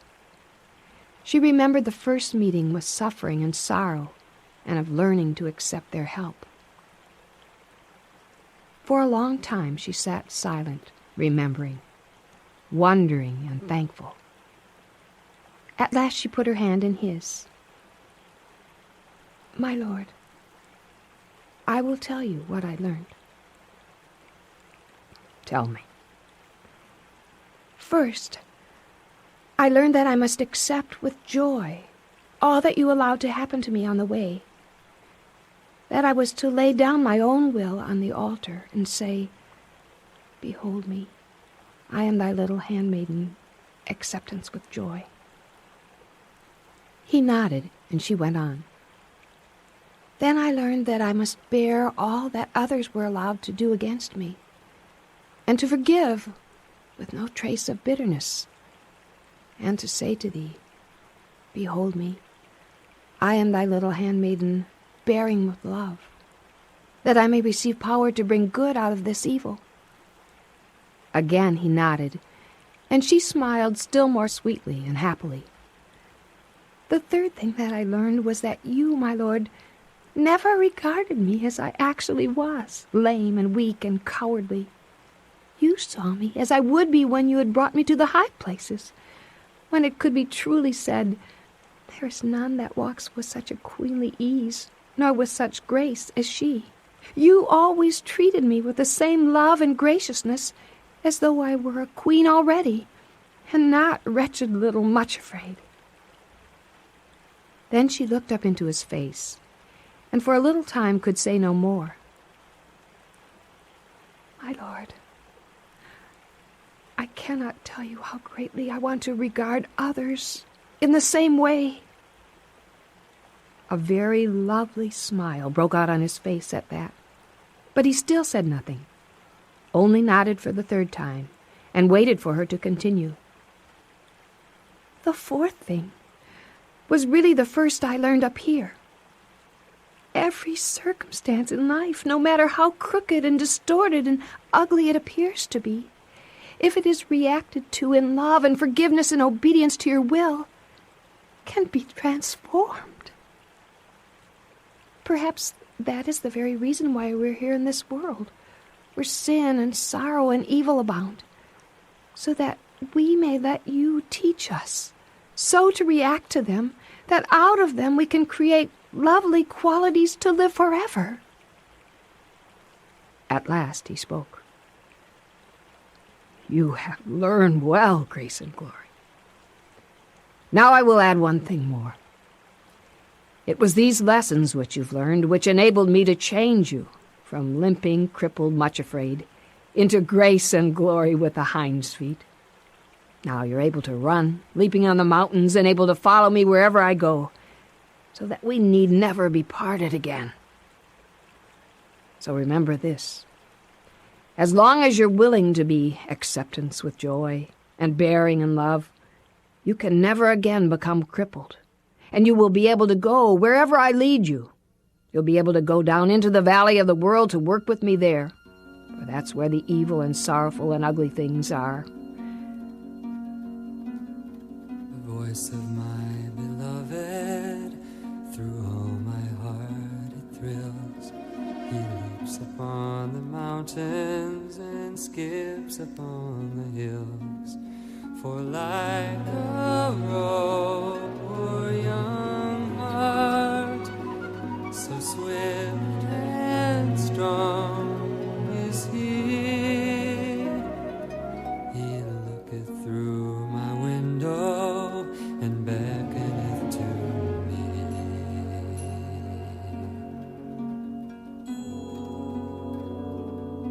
Rise up, my love, my fair one, and come away with me. Gone are the snows of winter, the rains no more we see. The flowers are appearing, and all the birds now sing. The turtle dove is calling, through all the land 'tis spring.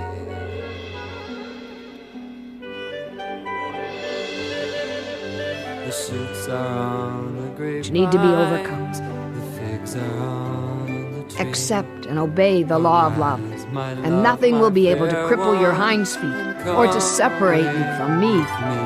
This is the secret of the high places, Grace. It's the lovely and perfect law of the whole universe. It's this that makes the radiant joy of the heavenly places. Then rose to his feet, drew her up beside him, and said, "Now, use your hinds feet again, for I'm going to lead you to another part of the mountain." Off he went, leaping on the mountains and skipping on the hills, with Grace and Glory following close behind, and the beautiful figures of peace and joy springing at her side.